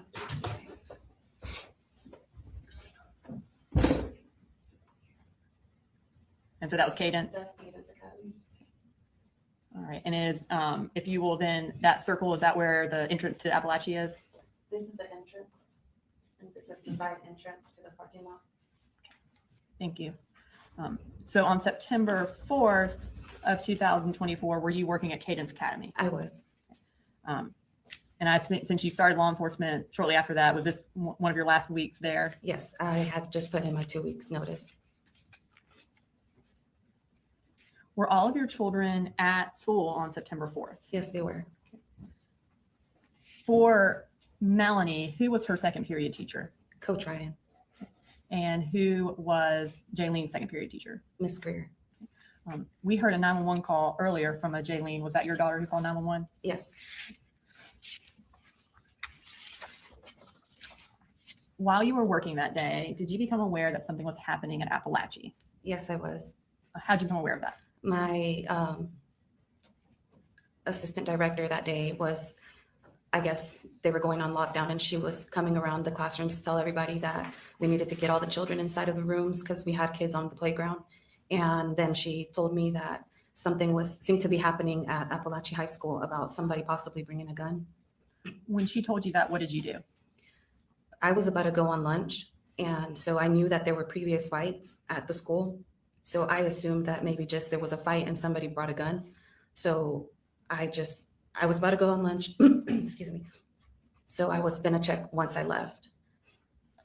And what did you do after that? I ended up leaving to go to lunch, and I saw there was my previous lieutenant who was directing traffic right in front of Cadence. And I saw a lot of police officers. And so that got me really worried. And I ran towards the road to my previous lieutenant to ask him what was going on. And tell me what you mean by previous lieutenant. He was my lieutenant at Statham Police Department. So prior to working for Auburn Police Department, did you first work for Statham Police Department? Yes, I did. So I assume at this point he wasn't your lieutenant, but you already knew him because you were in the Correct. process. I was in the process. What did you do when you went and talked to him? I ran and I asked him because, again, he's from Statham and he's over here in Barrow County's district. So I was kind of confused. So that worried me a bit to see him there because he's from the city of Statham. So when I asked him what was going on, he said there was an active shooter, but he was contained. At that point, what did you do? At that point, I called my husband, I think, and then I started calling my girls. But in my mind, I was thinking, well, I just found out about it a couple minutes ago. So how much damage could have been done? He's contained, everything's fine. My girls are okay, the school's big enough. What odds would it be that one of my children could be hurt? And were you one of the first parents to arrive? Yes. As you're there, are more parents arriving? Yes, as I am there, there was actually one parent there first, but parents just started coming and coming and coming within seconds. Well, it felt like seconds, but more and more parents started to show up. What were they doing when they showed up?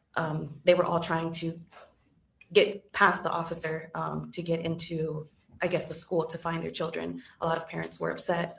Parents were crying.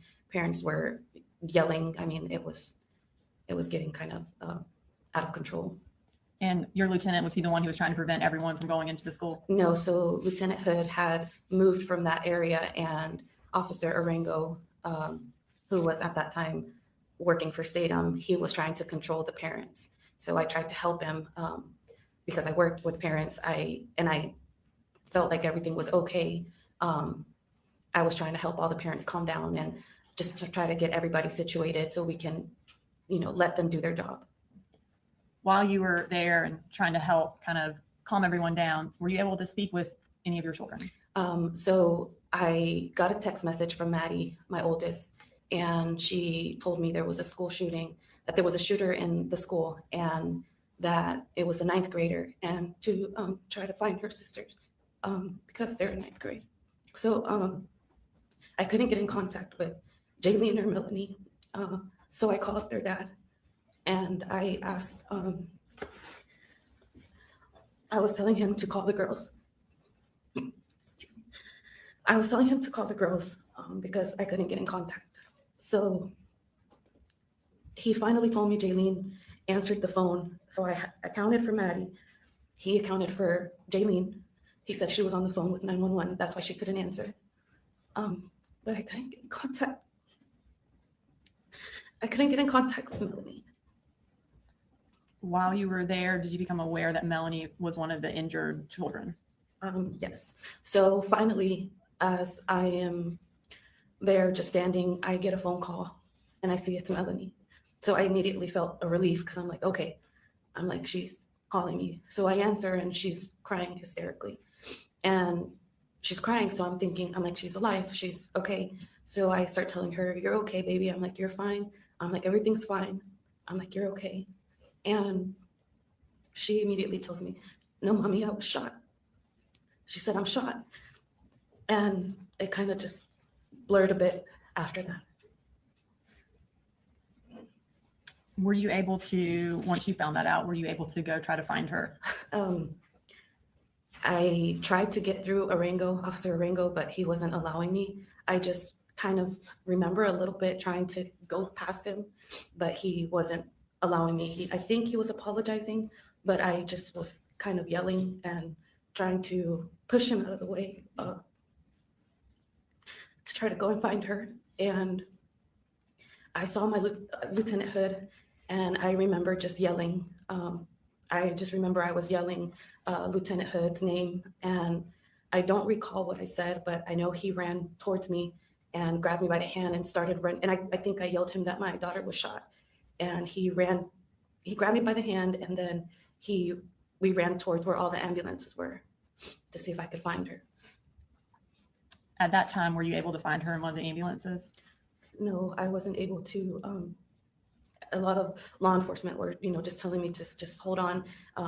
They were going to find her. I think somebody from the Board of Education, I don't remember. They were taking her name, and they said they were going to go out and look for her, like they were going to try to find her. So I just stood there waiting until she called me. When she called you, was she able to tell you where she was headed? Yes, so she called me and she told me she was already in the ambulance and that they were going to go to Northside Gwinnett. After that, did you go and locate your other children? After that, I was trying to make phone calls to let everybody know what was going on. So I was running through the parking lot back and forth because I was trying to get my son. I was trying to get to my son and make sure he was okay. So I was running in the parking lot, just back and forth. I didn't know where to go. So I called his school and they said they would keep him.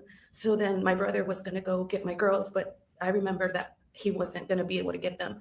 So from the front of the school, I ran all the way to the back to the field to go look for Maddie and Jaylene. And by field, you mean the football field? The football field.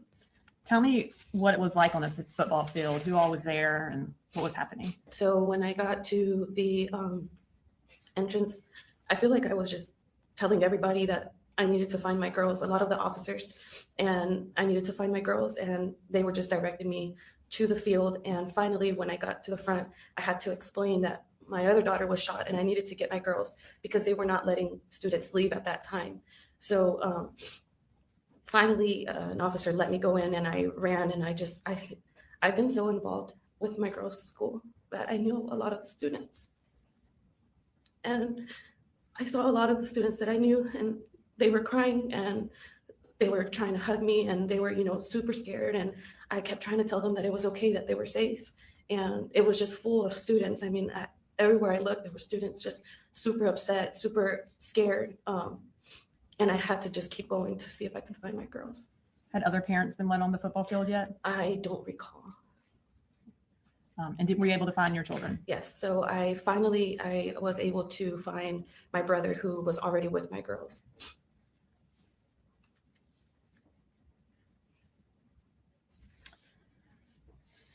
So you mentioned that there was Officer Arango who was present at basically the entrance to the school where you originally went. Yes. Did he have a body camera on at the time that you were there? Yes. Have you had an opportunity to watch that body cam? Yes.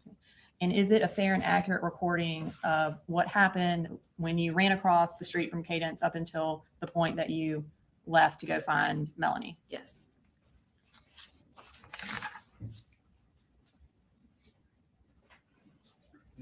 And Your Honor, Stacey Exhibit 69 is the clip of the body camera from Officer Arango that Ms. Garcia has viewed and has identified its authenticity. So at this time, we would ask that it be introduced into evidence. No objection. All right, 69. Your Honor, at this time, we are going to publish that. I believe it is about a 10-minute clip. Is this all the portion where she's with Officer Arango? This is the portion where she is present, and you can't see her the entire time, but she is there walking around and present for it. And then we end the clip when she leaves.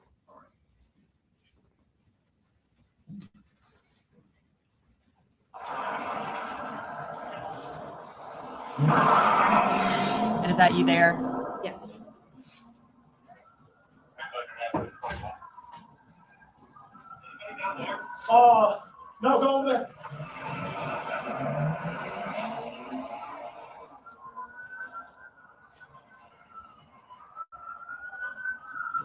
Sorry, sir, school's on lockdown.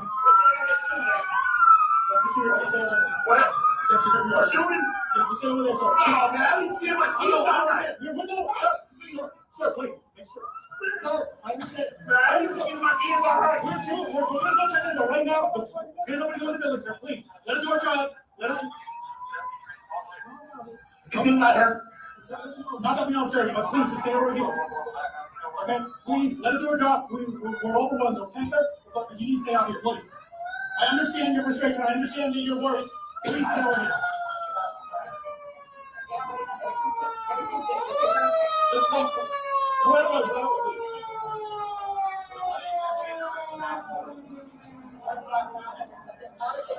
Oh, the kids are okay. It wasn't my daughter's class, so I understand. It's okay. Calm down. It's okay. We're great. That's great.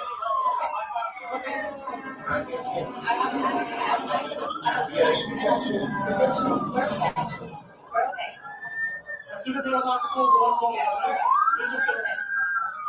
We got nothing to do with that. Let us do our job, please, sir. They got it there. They took care of it super quick. We're good. My daughter's texting me right now. She's inside of the class, and it was in her class, so everything's okay. I got 3 in there. Trust me. I understand. I got 3 in there.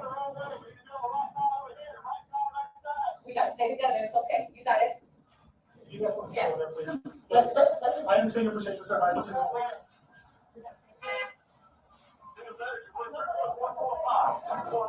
Señora, quédese ahí un momentito, deja que hagamos de su trabajo y ya se entiende muy bien que su hijo sabe pedir al tenemos más de 100 oficiales allá. Déjanos hacer nuestro trabajo. Por favor. I understand. Just stay right here. Stay out of here, please. Just stay right there.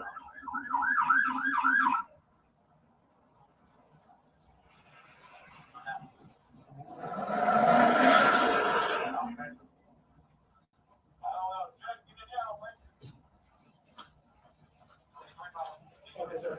I understand you want to go in and make sure you get off our storage office, clearing everything. We got one. We don't know if there might be any more, just let storage office, okay? I understand. I understand you guys scared. There's kids in there. I understand. But we have over 100 officers in there. We want to make sure everything's safe. And once as of right now, we don't know. I understand you guys. Okay, I understand you guys are scared and everything. We have over 100 officers in there. Like, we all responded very fast. But please stay over here for right now. Yeah, it's controlled right now. As far as I know, there might not be. Just don't say it's controlled. Yeah, it's controlled. We all have. Ladies and gentlemen, please pay attention to me. Stay over here. I know you guys are scared for your kids. Just stay over here. We have over 100 officers in there. We're sweeping the halls. Let's just do our job, okay? As of right now, I don't know if anybody's hurt or not. But once we figure it out, we'll let you guys know. But please let us do our jobs. We can't have parents just rushing to school because we have over 100 officers in there. We don't want anybody to get hurt, okay? Just stay over here. Señor, quédense aquí un momento. Si hablan español, escúchenme. Entiendo. Tenemos más de 100 oficiales allá adentro, lo que necesitamos. I understand, man. Just stay over here. If you're off duty, just stay over here, please. But right now, we have over 100 officers in there. I need you to stay here, okay? Let us do our job. Let us clear it out. And once we have something, I'll let you know. Just please, let us do our job, okay?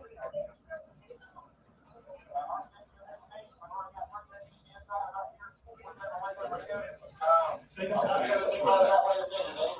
now, I'm probably going to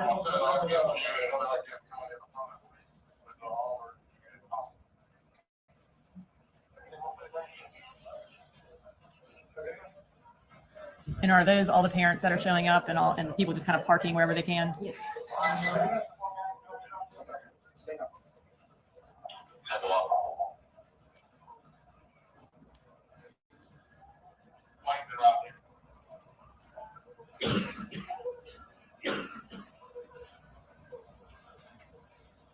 I got control. Yes, sir.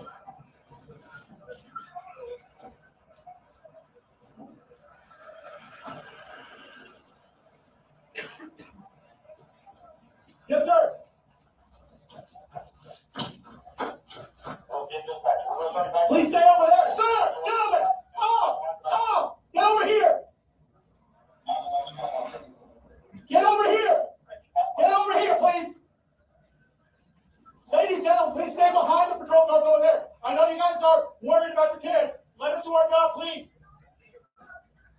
Okay?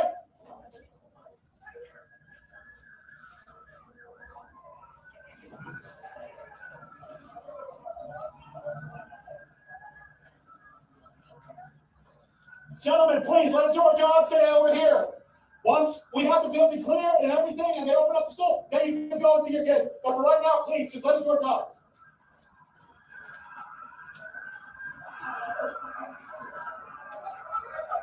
Just, right now, you can just stay over here, keep over here.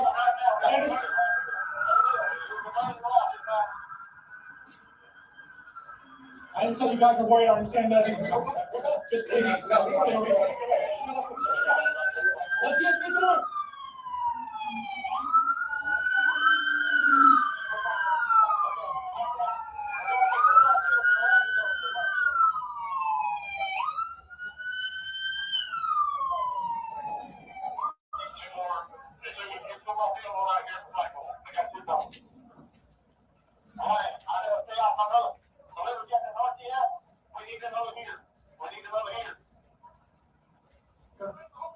Yes, sir.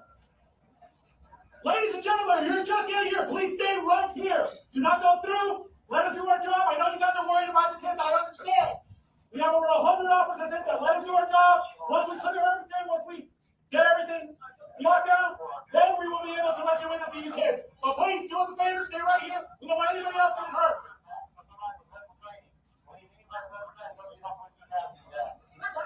Please let me go back. I'm sorry. Please, I don't go back there, please. No, please let me go back there. Please let me go back there. I can't let you back there. I'm sorry. Please, I gotta go. Gentlemen, ladies.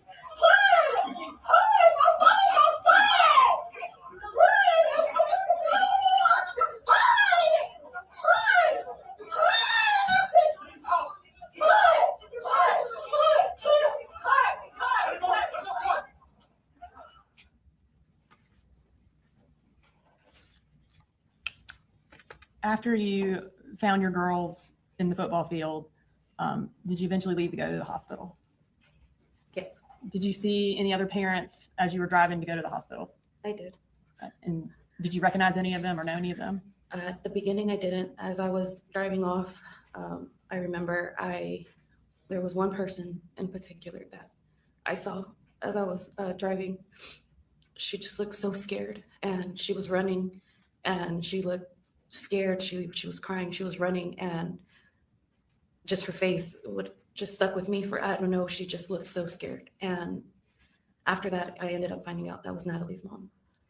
Natalie Griffith's mom? Yes.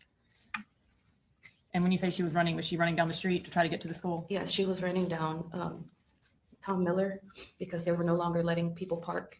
They had closed off the streets. And I don't know where she parked, but she was running down Tom Miller, but she just had the most worried face. And I remember when I passed by her as I was driving, I just thought, I don't know, her face just embedded in my memory. She just looked so scared.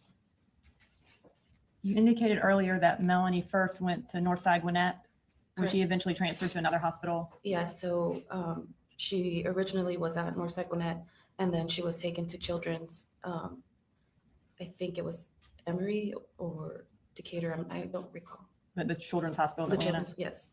Where was your daughter injured? She was injured in her left shoulder. While she was at CHOA, did she have to receive surgeries? Yes, she did. And how many? I think it was 2. How long was she in CHOA? She was in CHOA. Honestly, I don't even know. I think it was a couple of days, maybe 3-4 days. How old was she on the day of September 4th of 2024? She was 15. And after she was released from CHOA, when was she able to go back to school? She did not go back to school until I think it was January. And were her activities limited after she was released? Yes, so she played soccer and she was unable to play soccer for a while. Did she have any emotional effects from the shooting? Yes, she did. She's very shy and very quiet, but she became angry. She became angry, and I didn't understand why. But once I was able to get her to open up, she said she was angry that she couldn't do anything for Mason and Christian. And she felt like it was not fair that she was here and they weren't. Has she been to counseling? She's in counseling. I'll wait for the questions. Cross. No questions, John. Thank you, man, for you. Ladies and gentlemen, as I indicated to y'all during jury selection, we were going to attempt to stop around 4:30 most days. So we're going to go ahead and break for today. All right, so that was actually perfect timing. They are breaking for the day. And that was a lot.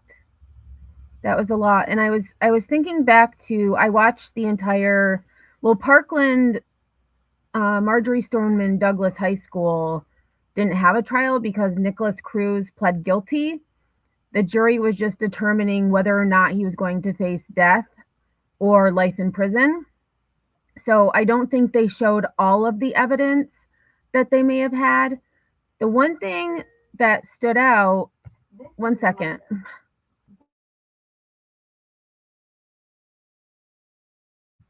I forgot about Alexa. What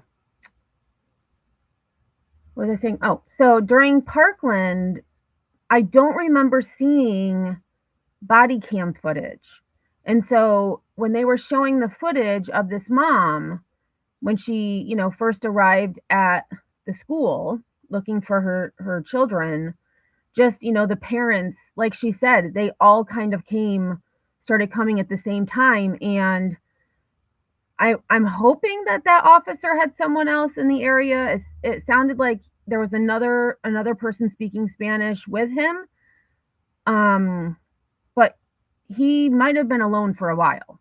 And, the fact that the parents did listen was pretty amazing too. Even though, you could see the fear and not knowing what was happening. And in all of what we heard today, just thinking that all of the signs were there, the educators did exactly what they needed to do. That first period teacher, her gut feeling was that something was off. So thankfully, she had second period planning. She could go down to the office and not have to worry about getting back to her next class. And, what are the chances that Colt Gray, the shooter, was in the same exact class as Colin Gray, who was in 12th grade, not the shooter. And they initially called the wrong student down, then realizing that it's the other student who said he was going to counseling, which he wasn't going to counseling. He was going to the bathroom to get ready to hurt people. So, I have nothing but good things to say about the educators. They did exactly what they needed to do. And, I had said earlier about the teacher that was shot when looking out her door to see what was going on. I wish they hadn't said it like that, because we're told in lockdown drills, the first thing you should do when you hear lockdown over the loudspeaker or the intercom is look out your door. If there's any kids, drag them into your classroom. So that's what that teacher was doing. She wasn't just looking to see what was going on. She opened her door to see if any students were out there and needed to get in a classroom. And unfortunately, just like Scott Beagle, who was killed in Parkland, that was a mess, because Nicholas Cruz also pulled the fire alarm so that more students would come out of the classrooms. They were trying to get kids to safety. And it it makes you wonder. I mean, I wonder, I don't know about y'all, but it makes me wonder, with all of the safety that they had the cameras in the classrooms, they had the bathrooms locked down, where, we had, I was on bathroom duty one year, and I just sat in the hallway, and if a student came to use the bathroom, they needed to have a pass. If they didn't have a pass, I told them to go back and get a pass, and I had a key to let them into the bathroom. So the bathrooms were also locked up, and you had to have someone let you in. So they had that. So, and then it makes you wonder, because the one teacher had said you had to have a pass in order to go to, like, to be let into the bathroom. So unless they all look the same, I'm thinking, how was Cole able to get into the bathroom if he didn't have the bathroom pass, if he had the office pass? But that's, for neither here nor there. He just, he did what he did, and they had the cameras, they had, the bathroom policies. They didn't have metal detectors. They didn't have metal detectors. And they clearly didn't, search kids' bags as they came into the school, because that long gun would have been found pretty damn quick. And I am not putting any fault on the school. They did everything they could. And who thinks that a kid is going to put a rifle in their bag and put poster board around it and then clothing to make it, more concealed? It just, I would have had red flags too. Like, if most kids, they have backpacks, but they don't have shit hanging out of it like that. Most kids, their backpacks are pretty empty. They just have it to, hide their vapes or whatever. I can't get over it. I can't get over it. Oh yeah, it was definitely planned. And I don't know, and that's what the defense was trying to say, that the father couldn't have known that he was going to do this on this day at this time. Well, I don't think the kid did either. I think he had thought about it. As we know, the FBI went to his home 7 months prior. Or was it 7 months prior? Well, I believe it was, 7 months prior, because it was a few weeks after the FBI had gone to his home that he got the rifle for a birthday gift from his dad, as a birthday gift. And I kept thinking, why would you let your kid keep a rifle of that magnitude in their bedroom? There could have been an accident. You know what I mean? And they answered, he had that shrine to Nicholas Cruz for long enough for people to notice. Why do you have a shrine to a mass murderer in your bedroom? That would be red flags right there. You're idolizing someone who killed dozens of people. Well, almost a couple dozen. So weird. All right, let me look at chat quick, and then we're gonna wrap this up. Okay, Sunnyside said many schools here don't have metal detectors. I know my grandkids' school doesn't. JS, it was, I know it was an AR style. Let me see if I can find it. Colin Gray. They said it, and I don't remember what they said.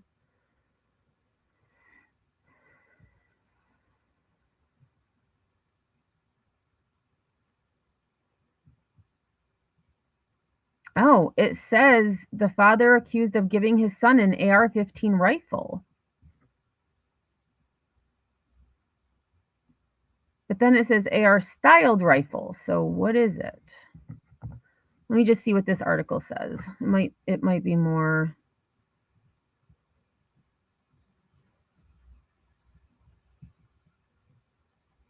They might have it in here. Let's see. Okay, so it was an AR-15 style weapon as a Christmas present. Okay, I was mistaken. I thought it was for his birthday. So it was for Christmas. And then 7 months later is when he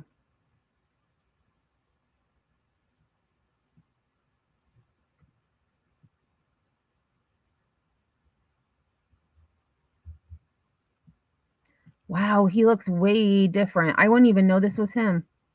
Let me show you all this picture. So Colt Gray, when, you know, the mugshot, which is what I have on my thumbnail, this is him now. I would not recognize him at all. Which, I mean, his hair was bleached. I didn't take that into account. But, whoops, let me add this. There we go. That's what he looks like now. And even dad looks way different as well.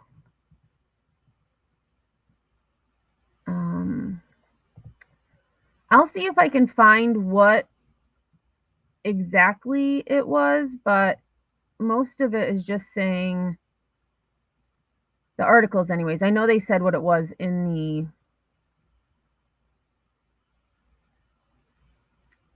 opening statements. They did say what type of gun it was. And then I'll just show you the dad. I'll show you a photo of what he looked like when he was, I mean, he looks so different.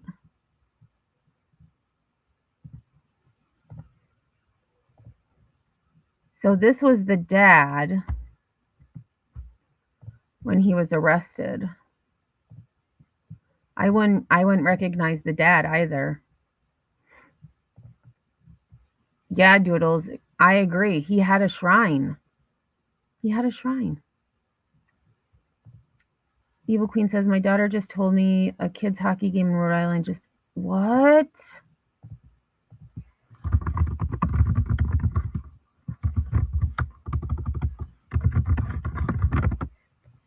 Oh yeah, 1 hour ago. Jesus.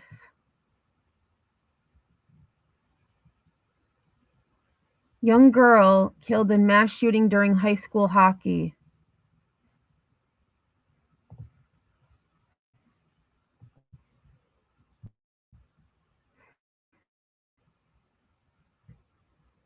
So it says mass shooting took place at the Dennis M. Lynch Arena in Pawtucket, Rhode Island on Monday afternoon during a high school hockey game. One person was killed and 4 others were injured and taken to the hospital following the incident. The suspected shooter also died, and authorities have confirmed they are not searching for any other suspects. The Pawtucket mayor's office stated that a young girl was among those who died. Local school districts confirmed that their students involved in the game or attending were safe, though the motive for the shooting remains unclear. Why in the actual hell would you go to a high school hockey game and start shooting? Oops, I don't want to do that. What the heck? JS says, see, that would be red flags, a shrine, FBI. Nope, his dad killed. Right. And I mean, he had written messages on Discord saying that he was going to shoot up a school in the next 2 years. He talked about idolizing, you know, other mass murderers. Just, can you look up when the first school shooting was? Yeah. I mean, the first one that I feel that was talked about in mass media was Columbine, but oops, the first school shooting in the US. Okay, so it says, okay, there we go. Well, it says the earliest recorded incident often cited as a school shooting in what is now the US is the Enoch Brown School massacre on July 26, 1764, where Delaware Native Americans killed a schoolmaster and 10 children in Pennsylvania. Other early examples include the 1853 shooting of a schoolmaster in Louisville, Kentucky. Okay, let me first mass shoot. Let me do mass shooting. Okay, so the Enoch School. Okay, so 1966, Charles Whitman shooting spree from the University of Texas Tower is often considered the first modern mass school shooting, resulting in 16 deaths and 31 injuries. But if I put in what was the first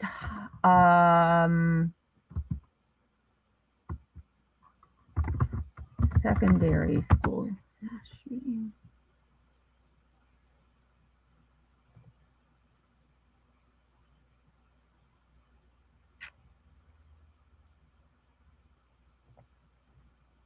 Well, let's see. This is Wikipedia, which, I mean,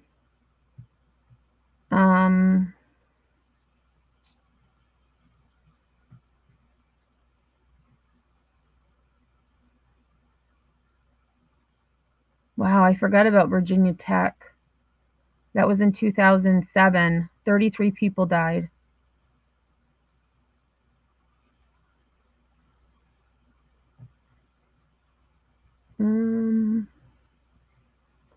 I don't know. I think I would have to dig a little bit more because, oh, hang on a second. Patty.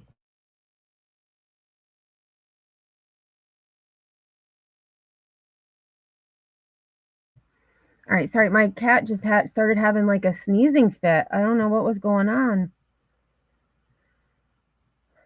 But I'll have to look and see, but they're saying the University of Texas. Let me just go through comments. Oh, I agree, JS. No child, teen, or young person has any business with an assault weapon like that. It's made for one thing. They definitely failed on that. Right. And Dad was saying, oh, we're going to go hunting. Well, you don't need something like that. You can just have, whatever type of, shotgun, whatever. Oh, and I saw Sunnyside actually answered Nanny's question. Hey, Gerda, how are you? Hope you're doing well in my favorite place of all time, South Africa. Thank you for all you do. Amazing channel you have here. Member for 4 months. Well, I appreciate that. Thank you. Yeah, you know what? Because I haven't really... Colin Gray. I want to see if I can find any updates on him. His trial date has not been set yet.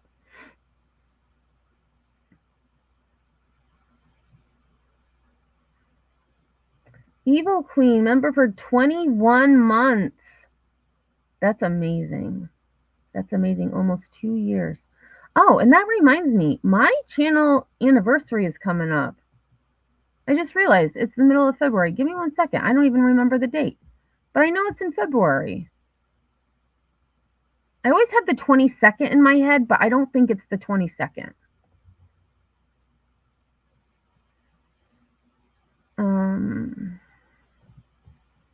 Let me see. I don't remember. February 11th. Oh my gosh, it already passed. February 11th was when I created my channel. So that was this past Wednesday. Well, happy channelversary, Emmy. You missed it.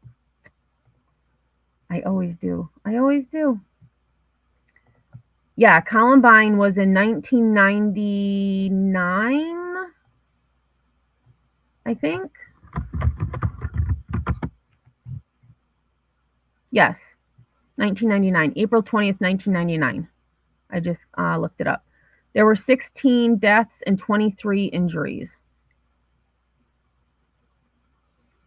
And if anyone is interested in a book that talks about Columbine in a non-biased way, Dave Cullen wrote a book called Columbine that is very objective. Like it's not biased in any way. It's just factual and, you know, what happened.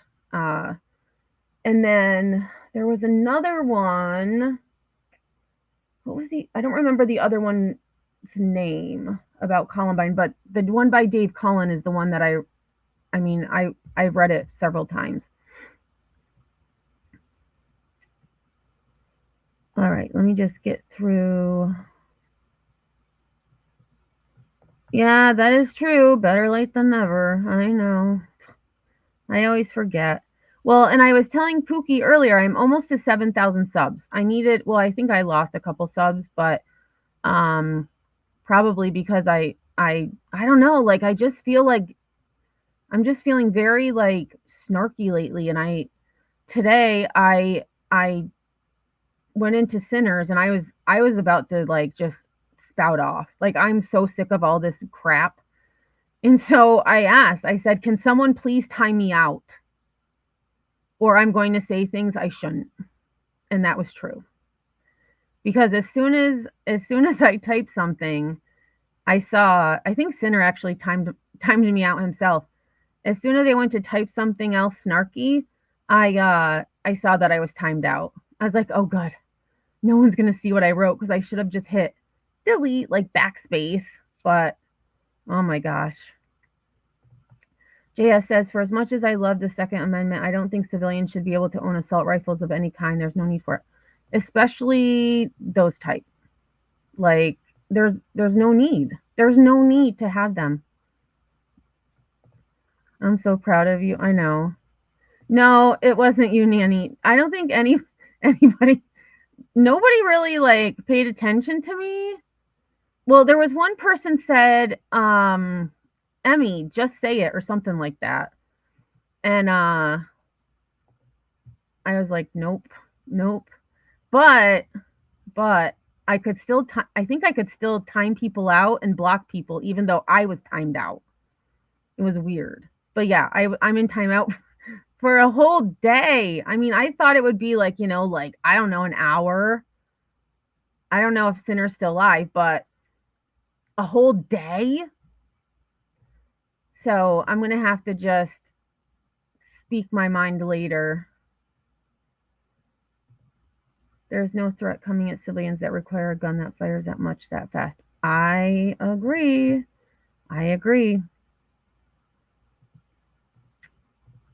People love drama too much, and thank God you don't do the drama thing. It's refreshing. Well, and that's why I was going to do a live on why I probably will go on my second channel later.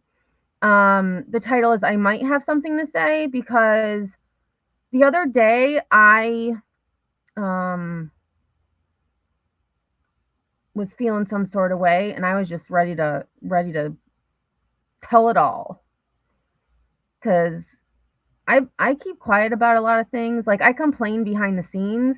You can ask Pookie. I complain a lot, but I just like what's happening now is just so disgusting. It's so disgusting, and I don't want any part of it. I don't want any part of it. It's so gross. It's so gross. And I wrote down something yesterday. I'll get into it later, but I'm just going to mention this. This is the only thing I'm going to say that's like drama related. I'm not going to say what creator said this, but a creator said people who are in their 50s with no kids and not married have something wrong with them. So I wrote that down because no, I'm not in my 50s. I'm close to 50. I'll be 48 this year. I have no kids and I've never been married. So that means something's wrong with me? No, it just means it never happened for me. It's not that there's something wrong with me. It just means it didn't happen for me. And now, at this point, at my age, I've done everything on my own. I have my own car, my own house. I have spectacular credit. I have an education. I have a retirement fund, you know, I'm going to have a pension. Well, JS, they weren't saying it to me. They were saying it about somebody else. But when I heard that, I'm like, you do understand that there's a lot of people who have never had children and have never been married. And it's not because there's something wrong with them. I mean, in some cases it could be, but like for me, it just didn't happen because circumstances happened that didn't allow it to happen. Like I thought it was going to happen and it didn't. And then I just got to a point where I'm like, I don't want the drama of a relationship. Like if you know, I've dated here and there, but like, no, I'm not moving in with you. You're not moving in with me. We are having our own separate homes. That's the way it's going to be. I'm not, no, nope. Oh, Janet Jackson waited until she was it. Yeah. And at this point, I'm like, you know, it is what it is. It is what it is. Yeah, dude, well, and that's why I said for Sinner to, well, not Sinner, but somebody in Sinners to time me out, because I'm not for either side now. Like everyone talking about it. It's, first of all, like it kind of goes along with that book I'm reading for the book study at work, the let them theory. Let them. Who gives two shits what people are doing in their own lives? Who cares if they lie on the internet? Who cares? Is it affecting you? No. It's not. It's not affecting anybody. But I'm going to shush now because this is not my drama channel. This is my true crime channel. But I think, you know, I feel like that book, I feel like a lot of people need to read that book. They need to just read that book.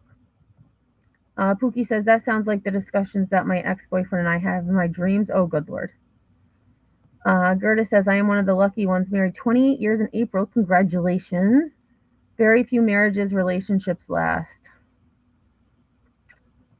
JS says, I found freedom being single. Never had it before. I won't go back. I don't want no burping, farting geezer in my bed. Oh my gosh. I know, right? All right, y'all. Well, I am going to go. Let me actually, before I go, let me get the link to, I was going to dual stream, but I'm just going to keep the drama at my other channel. It's not really drama. I'm just going to complain. It's going to be a complain session. It's not going to be drama. I'm going to complain. And probably talk a lot about this let them theory. Because, well, there's two theories. There's the let them theory, and then there's the let me theory. Because, and it really, what it talks about is the only thing we can truly control is ourselves. It's how we respond that's important. And that's the thing, like, yeah.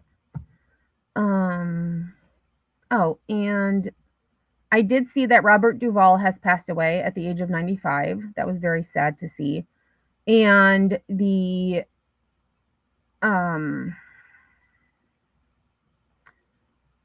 I don't remember the county, but the in Tucson, what is the county? Anyways, the sheriff out there has made a statement stating that none of the Guthrie family are suspects. They have all been cleared. I feel like he said it a few days ago, but clearly people are still making stuff up. So that's just some little updates in those two realms.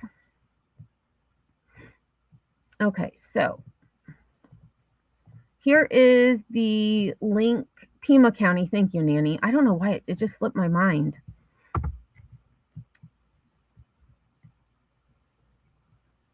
Yeah, listen, I don't usually have people on panel, but if people want to come on panel and complain, just get it out. Just let it out.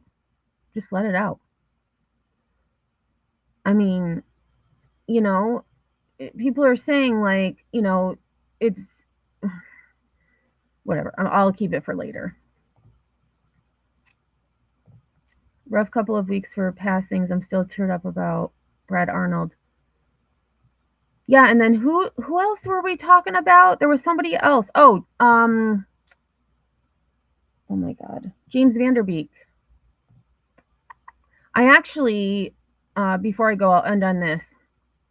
I saw this morning in my YouTube feed, there were a couple of videos about James Vanderbeek. I hadn't realized he was on Masked Singer.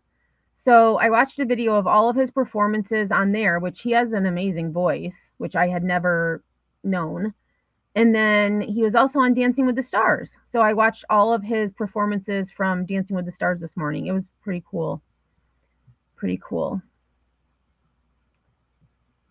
All right, y'all. Well, I will be back around 8. Well, I will be back at 8 p.m. Eastern. It's not going to be a long live because I've already been online for like 5 hours, and that's 2.5 times longer than I normally am. So have a great rest of your day if I don't see you later. And tomorrow I will be starting around the same time, 10 o'clock Eastern time. Well, hold on. Maybe I'm lying. I have an appointment I have to go to, and I don't remember what time it is. Give me 1 second.